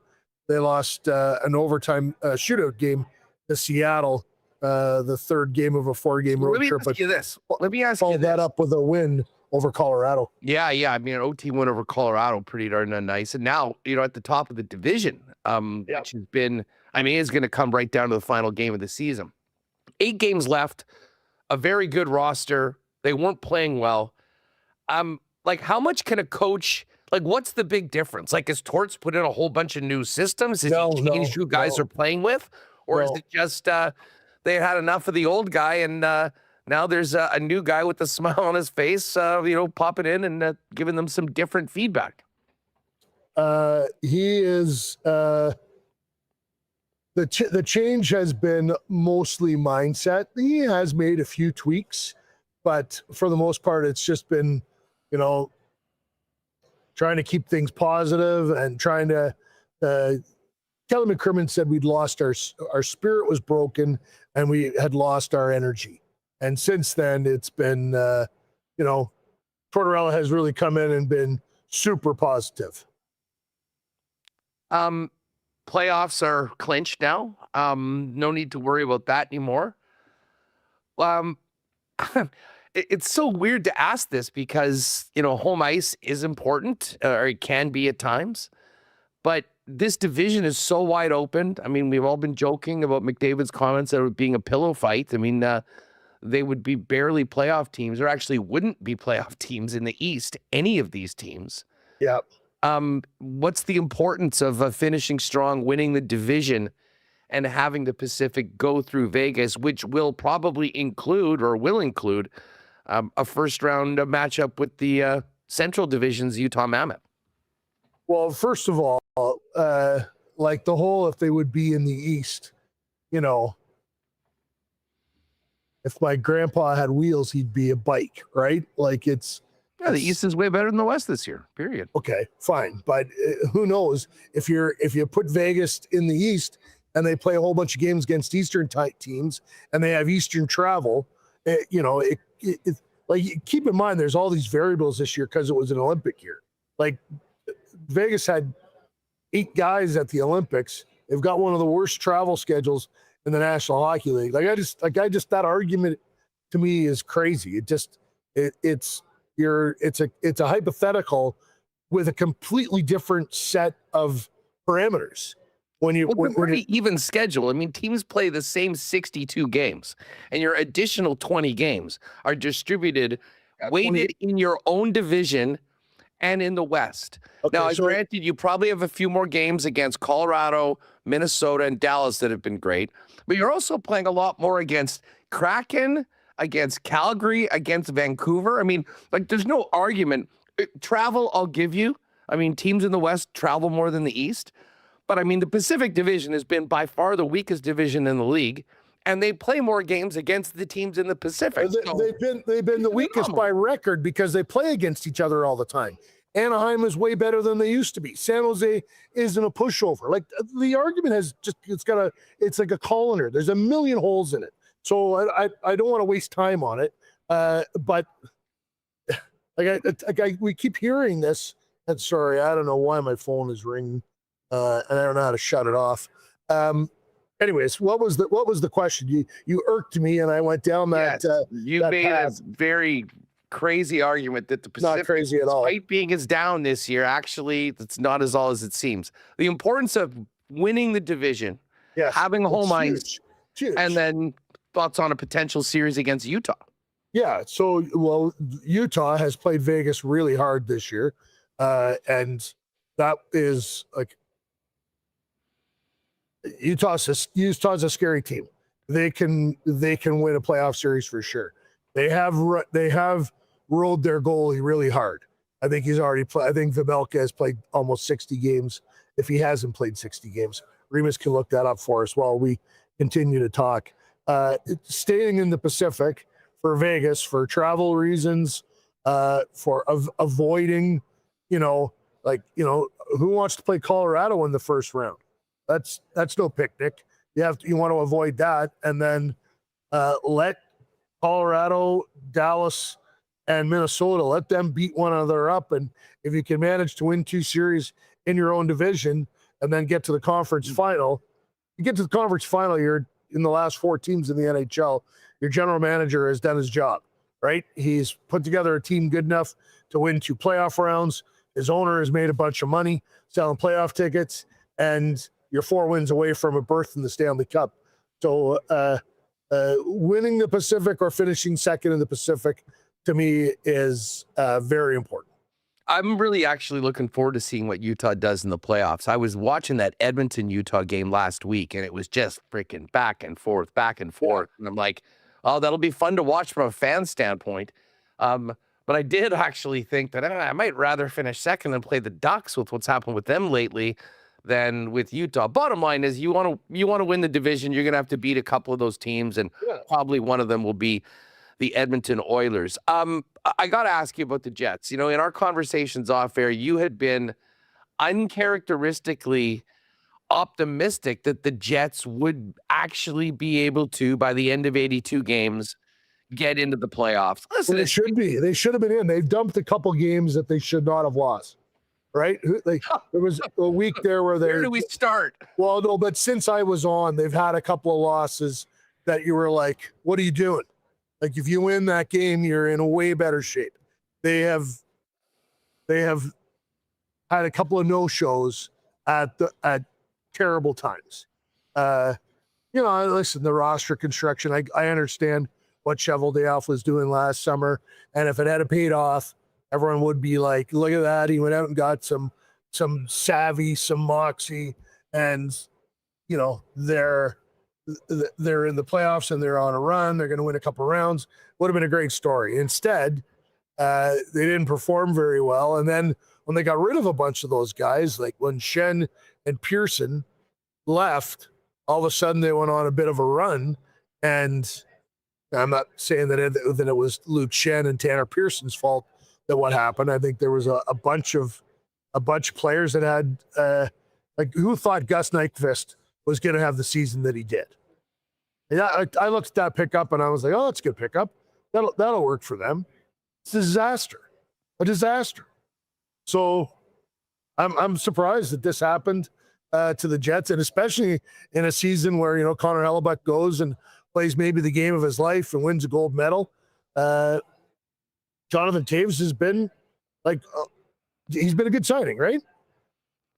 Not $5 million worth. Well, no, and not. I mean, here's the problem: is that they played him for the first 40 games. Their second line center. Yeah, I never understood that, but that like, to me, it had to go Scheifele, whoever in the 2-hole, Lowry in the 3, or in the 4, like Taves and Lowry. Like their third and fourth line should have been interchangeable. Really useful lines that chipped in a little bit of offense, were physical, were hard to play against, and made it a nightmare for the opposition. And yeah, I know Jonathan Toews in the 2-hole. Like, as soon as I saw that and I saw people writing about that, I was like, that doesn't make sense. He's been off for too long. And well, the irony of it too is that he was playing with Nyquist the whole time, who was doing absolutely nothing. So yeah. I mean, listen, we've talked about it, and it's easy. I mean, we sit here on this program and talk about a whole bunch of things with the team, but I mean, we're not the only market that goes, this team needs a second line center. Go out and get it. Well, that's sort of easier said than done. But the fact of the matter is right now that hole has been here for a while. They have not been able to fill it internally. And like, I've got some time for considering Taves coming back, like, you know, in a bottom 6 role. If he wants to come back, I think he showed a lot of good things at times this year. He's been durable. I think he'll be better next year after a full season. And I think there's a real positive value to have him being in the room with some of those younger players, even if he's not maybe an everyday guy. But that we're talking about, you know, shifting death chairs on the fourth line here. Yeah, there are bigger issues for the Winnipeg Jets. And well, that'll be really interesting to me. Is, you know, listen, I think getting a really good player in the lottery is step number one. That is, you know, you're going to need some luck for that to happen. But, like, are they a retool or are they a rebuild? Because if they're a retool, then you need to go and be active in free agency. And that's not an easy proposition for the Winnipeg Jets. Yeah, I think they tried to do that last year. Let's be real. Nyquist, and with how long it took him to sign, he was probably like their 35th choice. Yeah. But so if that's the route they're going to go, like, that's an interesting proposition for them. And if they're going to rebuild, like, you know, who are you trading first? Yeah, well, I mean, and that's why I don't think that there's any possibility of that happening with the amount of guys they have signed to the term that they have signed, all with no moves. You know, listen, I hope that it doesn't come to that, because if it does come to that, things will have gotten even worse in a future season. And then guys are looking to get out. Yeah, they're in a tough spot, because when you're, you know, hope isn't the plan. And when you're hoping that you're going to win the lottery or do well in the lottery to get a player that can, you know, like the Islanders, they got Schaefer, and he masked a lot of their problems until very late in the season. And now Matthew Darch has got some questions to ask himself about that roster and what he's going to do going forward, because he spent some assets at the deadline to kind of take a run, and now they're not going to make it. So people were complaining about Kelly McCrimmon when he fired Bruce Cassidy, and they've won 5 of 6 since, got points in all 6, and they've qualified for the playoffs. This will be their 8th playoff season in 9 seasons as a franchise. And they have 62 playoff wins. They've won 62 playoff games since 17-18. Only Tampa has more at 63. They've won a cup. I think they've won 12 rounds. I think they've had 18 series. They've won 12 and lost 6. They've advanced, a number of times. Been to the Final Four, I think 3 times, 3 or 4 times, 4 times. 4 times they've been to the Final Four, and been to the final twice. It's hard to do. Like, it's hard to have that window of success for that long. And I look at their roster, and I think next year is going to be tight cap wise, but then because Eichel comes on the books, but and Dorofeev's going to get a raise, but after that, I think they're going to have some more money to spend. Eichel, Marner, Theodore, Dorofeev. You got a lot of guys. Rasmus Anderson, if they can re-sign him. Brett Howden. They got a bunch of really good players still in their prime. Mark Stone. I don't expect Mark to retire. Like, he's got 70 points in 58 games. Yeah, he's playing great hockey. So yeah, the future's bright still for the Golden Knights. It's going to be interesting to see how they can. I'm excited. I think they could go on a run here. Carter Hart's been dynamite, and does he get game 1 of the playoffs? Well, he's playing. They needed to win Saturday. He played. They need to win tonight. He's playing. So I think Tortorella is tipping his hand a little bit. Yeah. Well, I got to tell you, it'll be interesting to see what happens tonight. I mean, I think the Jets are, we'll have one team that's very much focused on the task at hand, and the other one that probably is just looking ahead to the end of Thursday's game here in Winnipeg. Hopefully we can catch up during the playoffs, pal. Enjoy those one tonight, and good luck the rest of the way. See you later, my man. Beat it. All right, good stuff with the lawman. We're going to get to the lines for tonight's game and hear from Braden Yager in just a minute. Do want to thank our friends at Aikens Lake and wish them well on the upcoming fishing season. Cannot wait to get out there. Maybe we'll even get the lawman out here when he's back this summer. We've had some good times together out at Aikens Lake. If I can stand him for 8 hours a day in the boat. I'm just kidding, of course. If you are looking for a world-class flying fishing experience, whether it's for a corporate trip, a couple's trip, family, it's filling up fast for the upcoming season. Go to aikenslake.com for more information on availability.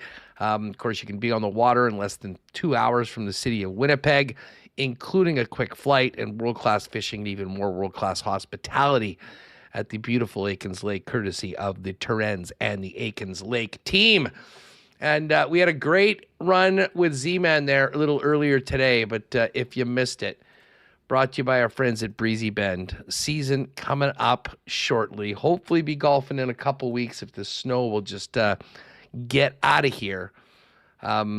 We got to get to the Breezy Bend leaderboard for the Masters. But breezybend.ca if you want more information on what's coming up this year, and membership information if you're looking at making one of Winnipeg's top private courses your long-term golfing home for you and your family. 895-7205 as well if you want to give our pal Corey Johnson a call over at Breezy Bend.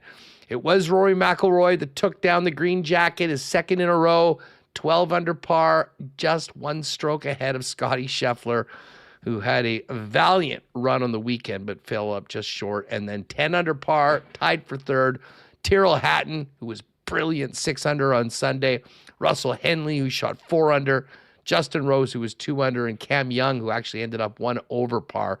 Missed opportunity for him. I got to say, Colin Morikawa might have had the gutsiest performance of the week. He kind of looked like he could barely walk. And, of course, he took himself out of the players due to a back injury, hadn't played. He birdied 12, 13, 14, 15, and 16 all in a row to move from 4 under par to 9 under par to get into 7th place overall.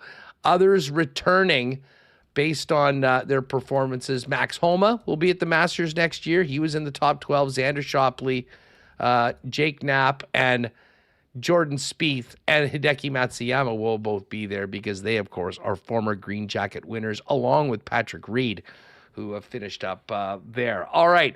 Remo, listen, before we get to hearing from Braden Yager, why don't we pull up the clean lines for tonight's game? Only 3 more games of the regular season for us to do this year. The lines, as always, brought to you by Clean Line Plumbing, Heating, and Electrical, your one-stop shop for both residential and commercial plumbing, heating, and electrical services. And don't forget, they've got 24/7 emergency services. Mark the number down. Hopefully you won't need it, but when you do, Clean Line's there. 204-500-2001. Scheifele, Connor, and Velarde together on the top line. You know, Velarde's looking for 30. At this point, it's basically milestone time.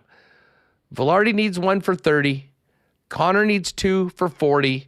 And Mark Scheifele needs 1 point for 100. Adam Lowry in between Brad Lambert and Cole Perfetti.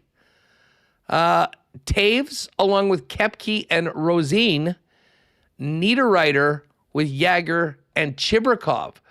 So no Alex Iafallo tonight. It'll be interesting to see if Iafallo's out of the lineup, if we maybe see a little bit of Brad Lambert with Connor and Scheifele at times. I would love to see that. I think it might be beneficial to make that happen. Maybe they can get the milestones tonight and then see what Lambert can do with that group.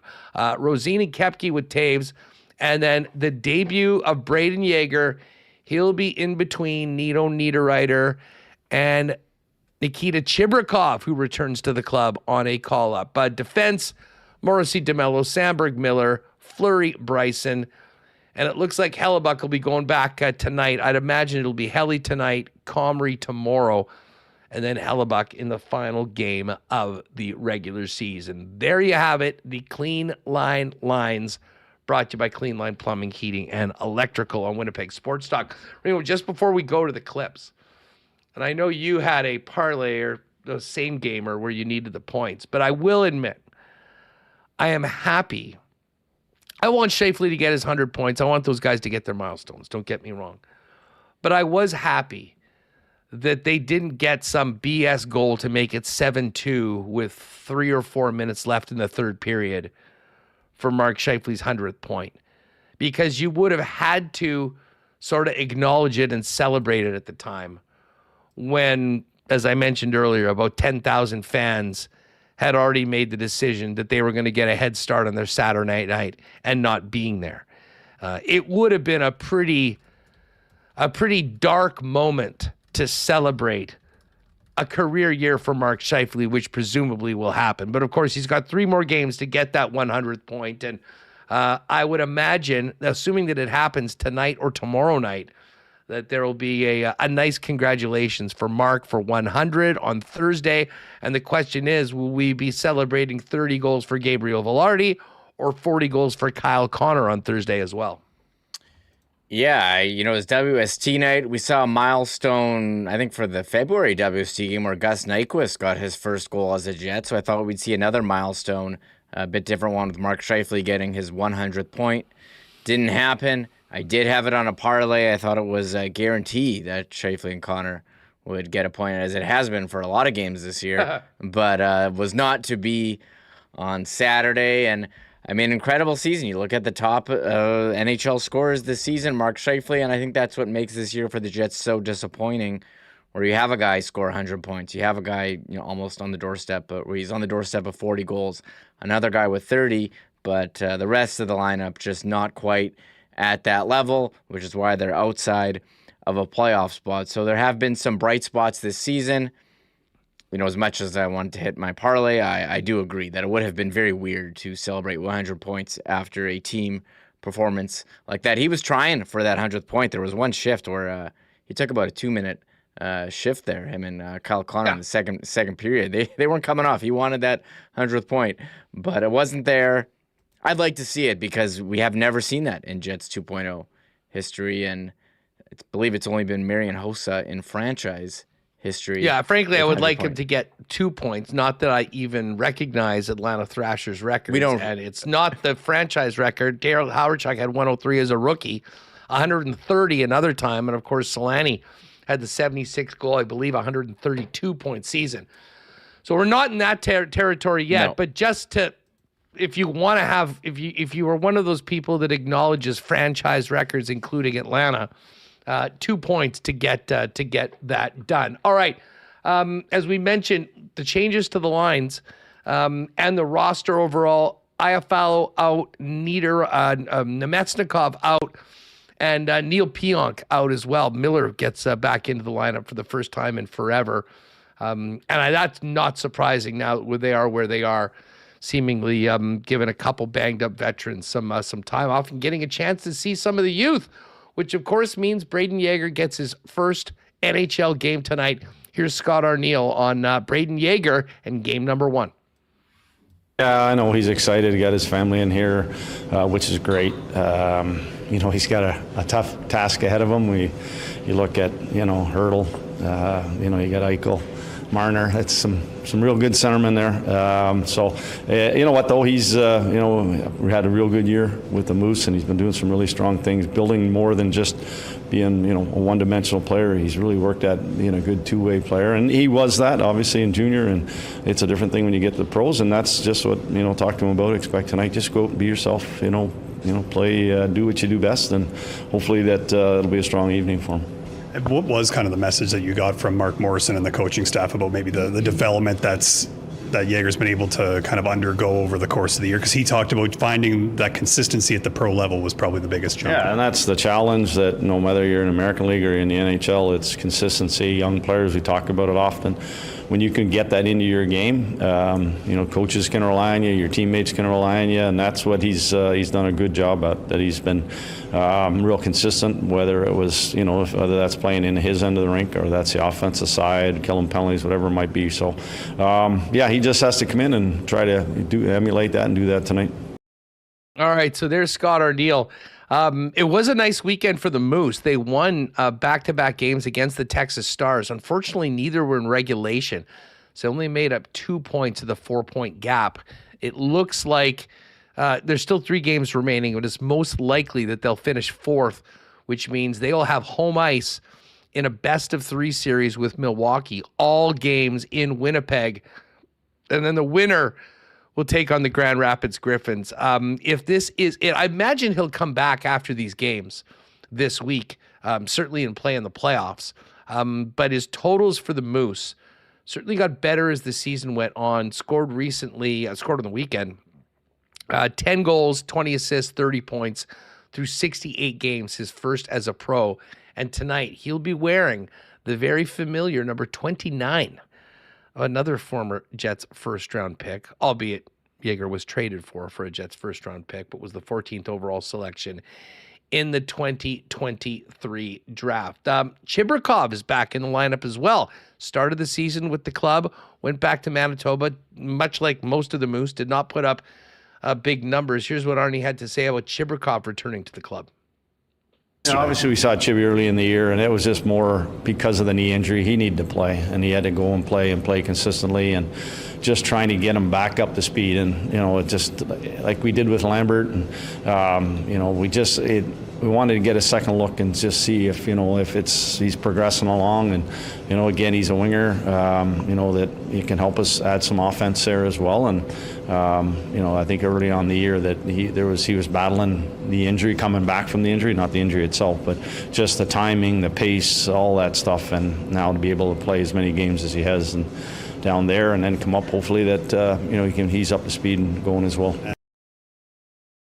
All right, so Chibrikov back in the lineup tonight, and Braden Yager's debut. Now, with the young guys coming in and Colin Miller, some guys were coming out. Here's what Arnie had to say about the lineup changes overall, with Nemetsnikov, Iafallo, and Pionk being in the press box tonight.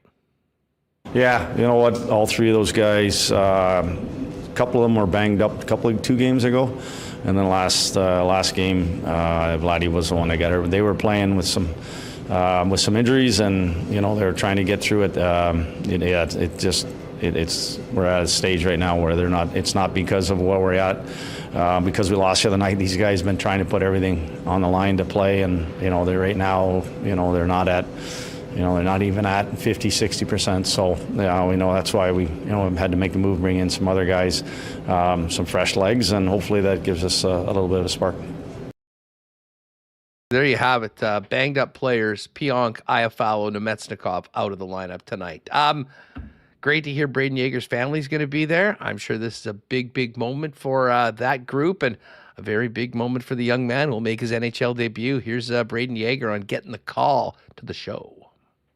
Yeah, it was crazy. I was actually I was eating pregame meal, and Mark Morrison called me and told me I was going up. So I was just getting ready to play, and then obviously quick turnaround. Had probably an hour to kind of get ready for the flight, and it's been crazy. It's just spawned in Las Vegas and got to see it around a bit. So yeah, it's been great. Yeah, in terms of, you talked about how quick that turnaround was. Were you able to get a call to the parents? What was the process like in that regard? Well, yeah, actually, Mom was visiting in Winnipeg. We had a homestand with the Moose, so she came and visited, and so she was there, and we obviously called Dad and my brother right away, and it was quick because we were packing at the same time, but then they had to sort their flights out and come down here, so pretty exciting they get to come. So there's Brayden Yager, who is going to be getting his first of hopefully a long career with the Winnipeg Jets in the National Hockey League. He was asked, though, just his thoughts on his rookie season as a professional with the Manitoba Moose. We have a great group at the Moose, a lot of great leaders, and I think just adapting to stronger, harder hockey, and I think just finding that consistency was something as a young guy that coming from junior, I think you can kind of get away with being a little inconsistent at times, and I think that's one thing that for sure kind of biggest growth in my game probably is just the consistency near kind of the last stretch and finding my game and being able to play that every night, and it's been good. Has anybody offered you any advice for your first game? Obviously, Nito Ryder's going to be on your line. He's played over 1,000 games. Just kind of what's kind of been the advice given to you over the last little bit? Yeah, just enjoy it. I think everybody's kind of came up to me and congratulated me and just saying enjoy it. You only get your first game once, so go out there, have fun, compete, and just enjoy it.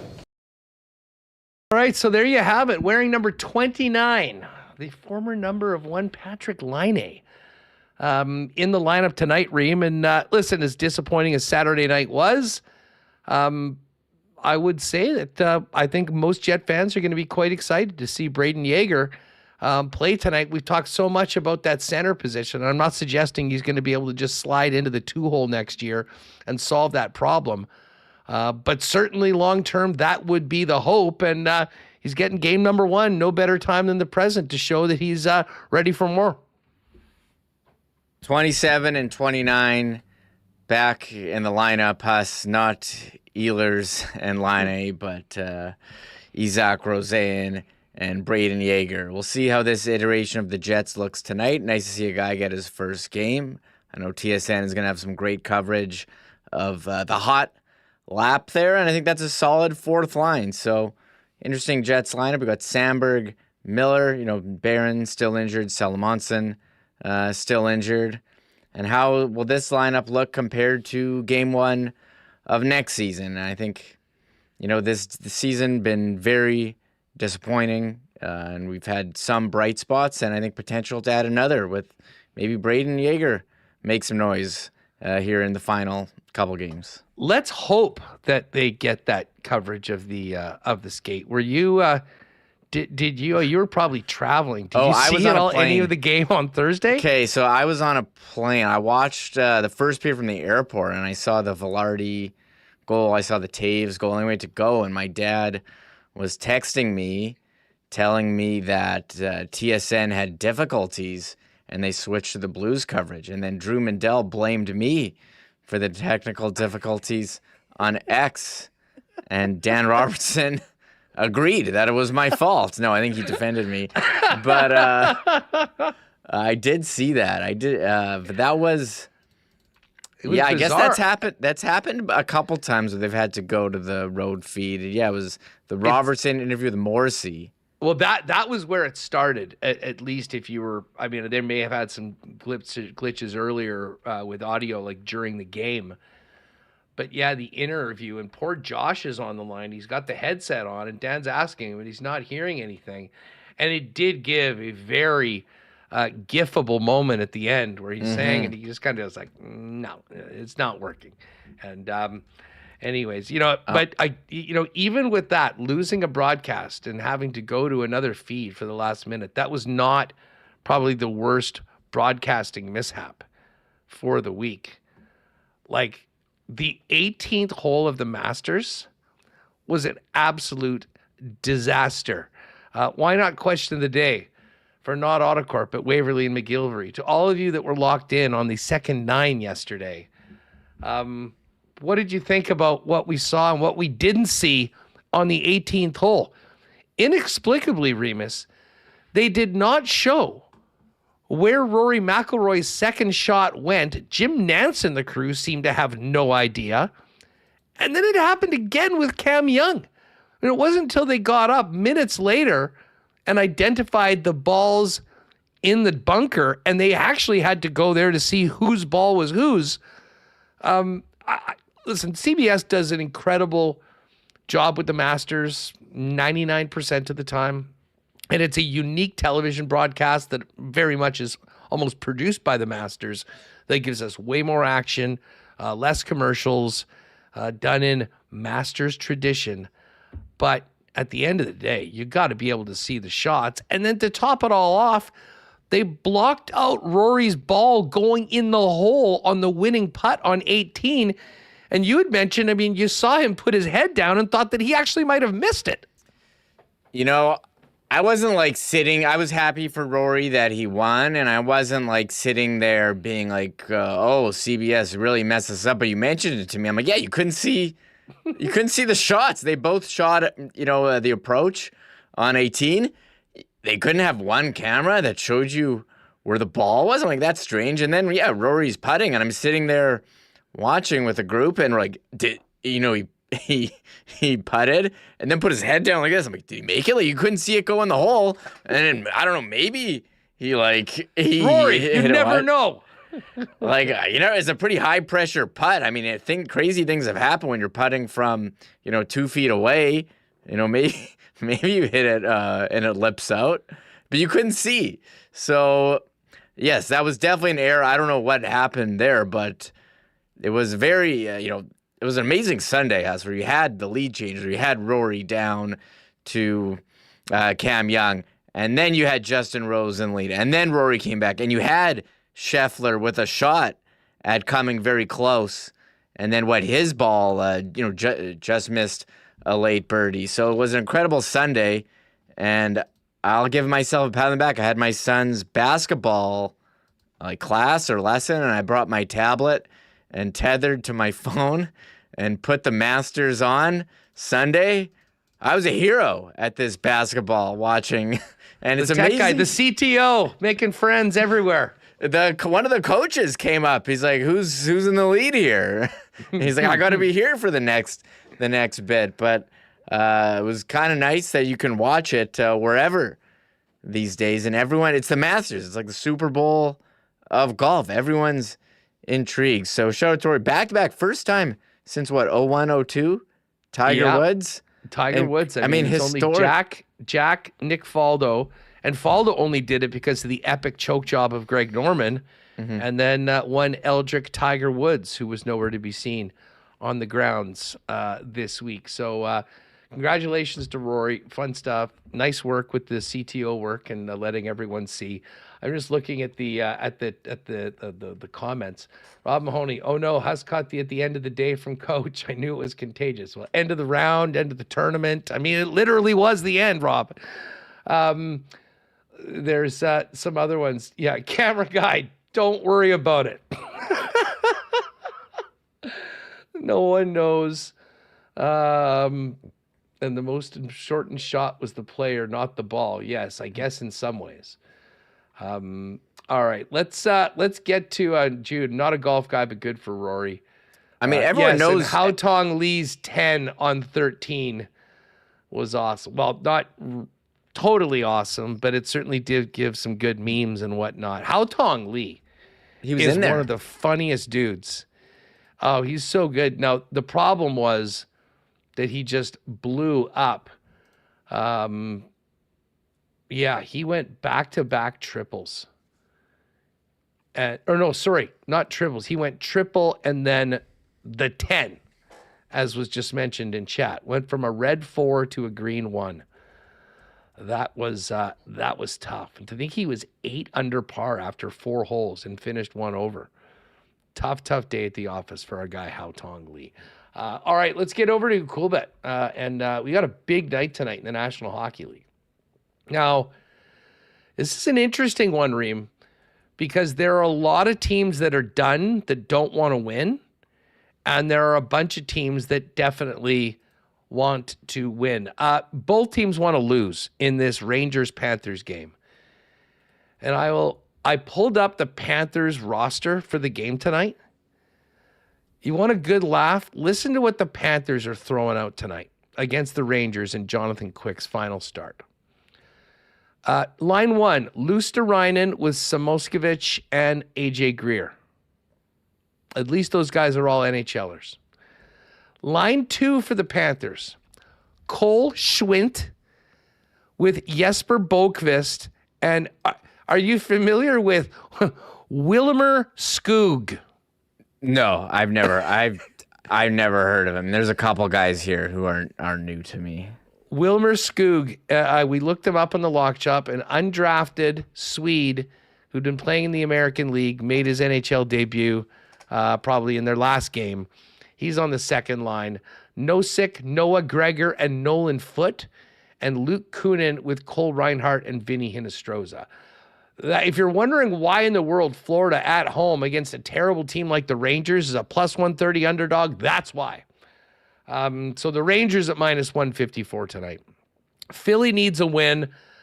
Carolina is likely resting a bunch of guys, including Aho, including Jarvis, including Svechnikov. So Philly, I think they can clinch with this win, minus 159. The Lightning are home to the eliminated Detroit Red Wings. Still need to determine who wins that Atlantic Division. Buffalo has Chicago tonight. Buffalo's a minus 200 favorite. They're in the pole position. But Detroit, the Tampa will certainly be looking to win that one at minus 192. Dallas is also minus 192 in Toronto. That's the Amazon game tonight. Sharks Preds, that's a big game in the West. Nashville trying to keep pace with the Los Angeles Kings.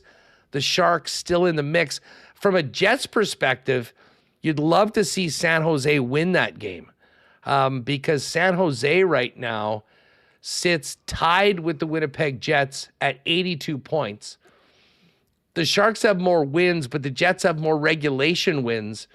So we'd like to see the Sharks jump above the Jets, and that would be one less team to worry about in the order when it comes to the draft. So that's sort of a key one. Avalanche and Oilers tonight. Colorado minus 122. Edmonton plus 103. Edmonton's one back of the Vegas Golden Knights. An Oiler loss and a Knights win would clinch the Pacific for Vegas. Vegas is minus 175 faves against the Jets. And the Kings are now minus 164 favorites in Seattle against the Kraken. We did put together a 5-gamer tonight. Tampa over Detroit, Rangers over Florida, Vegas Golden Knights over Winnipeg, Kings over Kraken, and Buffalo over Chicago. And that one is just under 9-1. So that's what we're going to be jumping on tonight in the National Hockey League. Do we have a Jays game today? Or are they off? They are off tonight. Mets-Dodgers start a series. Dodgers minus 167 at home. Rangers are in Sacramento to take on Athletics. Minus 128 for the Rangers. Plus 105 for the A's. Guardians-Cardinals in St. Louis. Guardians a slight minus 118 favorite. Red Sox, who've stunk this year, they're a big road favorite, minus 169. against the Minnesota Twins. And the Atlanta Braves, minus 152, home to the Marlins. Yankees have lost 5 in a row. They're favorites at home, minus 192 against the Angels. We've also got the Pirates and the Washington Nationals. Pittsburgh, a huge minus 233 favorite. And the Phillies, minus 185, taking on the Cubs. Orioles, minus 133 at home against the Diamondbacks. We'll have to wait until tomorrow for the Jays to get in action. Toronto will be starting a series in Milwaukee against the Brewers. The Jays yesterday were not able to finish up their series strong. They lose 8-2 to the Twins. That one coming off a 7-4 loss on Saturday. Well, it's been a rough start for Toronto, 6-9 on the season. The one maybe a little bit of a silver lining is that the division has stunk so far this year. And basically going into tonight's action, the Yankees with that 5-game losing streak have dropped into a first-place tie with the Rays and the Orioles, 1 game above 500 at 8-7, and the Red Sox and the Blue Jays at 6-9, just 2 games back. So lots of baseball left to be played. The next game will be basically the 10% mark of the season, and not much has been determined so far in the AL East, and frankly, the American League overall. Only the Minnesota Twins and the Guardians are 2 games above 500, and that is it.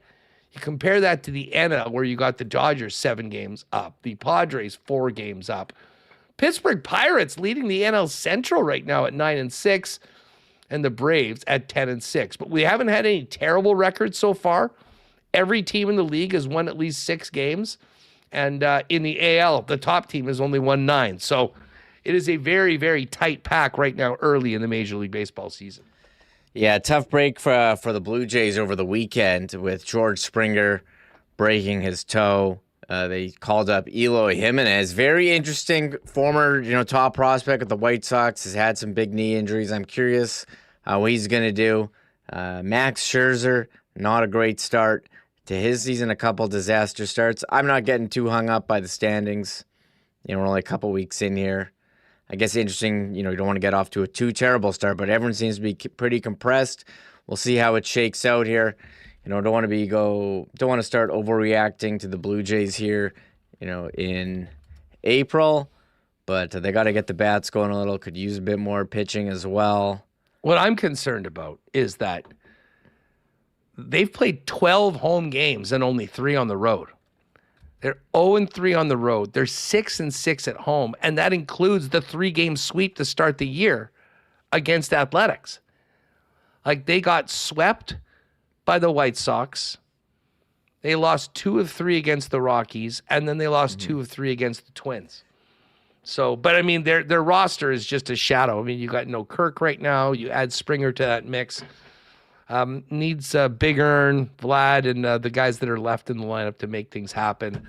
They'll be in Milwaukee taking on the 8-7 Brewers tomorrow. We'll get to some Jays talk a little later on this week, and certainly coming into next week, it'll be NHL playoffs, and Blue Jays, upcoming Bomber season, Gold Eyes just around the corner, and all of that. But and Jets off-season topics, of which there will be many. So I'm laughing. Reg Dunlop in chat in response to the Blue Jays says there's 162 games, Huss. Don't worry about it. It's true. It's true. We're not freaking out right now, but you would like to see them get on a bit of a roll. The Blue Jays' run differential, minus 25. That's second worst in the league, only ahead of Chicago White Sox. So that is... And they played terrible teams. They played the Rockies. That's the other thing about it. Rockies, White Sox, Twins. It's not all good. Those teams are like 150-1 at the beginning of the year. Anyways, that's going to do it for us. A late game tonight. What is it, 9:30 start? I actually don't know. I think it's 9. I'm going to guess 9. Let's see here. Yeah, 9 p.m. 9 p.m. start. Vegas and the Jets. Braden Yager's NHL debut. We wish him luck. for the first of many games in a Winnipeg Jet uniform. And tomorrow we'll be right back at it, discuss tonight's game and get ready for the final road game of the year. Tomorrow, will we get to see the Zammoth tomorrow? That I'm sure will be a big topic. Jets and Utah tomorrow. Utah getting ready to return to the playoffs or go to the playoffs for the first time, I guess, as the Mammoth. It's been a bit since the Coyotes were there. We'll be all over that tomorrow. Get ready for the Jays-Brewers series and more, so make sure to join us 1 p.m. Thanks again to everyone that joined us for all the WST games at Canada Life Centre this year, especially Saturday. Great to see you all. We appreciate it. Huge thanks to all of our sponsors that make the show happen each and every day.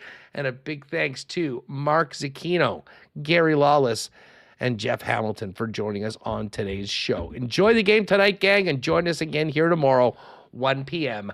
on Winnipeg Sports Talk Daily. Have a great night. Oh, my God! Oh! Shut it down! Let's go home! Thanks for tuning in to Winnipeg Sports Talk Daily. Make sure to subscribe on YouTube and your favorite podcast feed at winnipegsportstalk.com.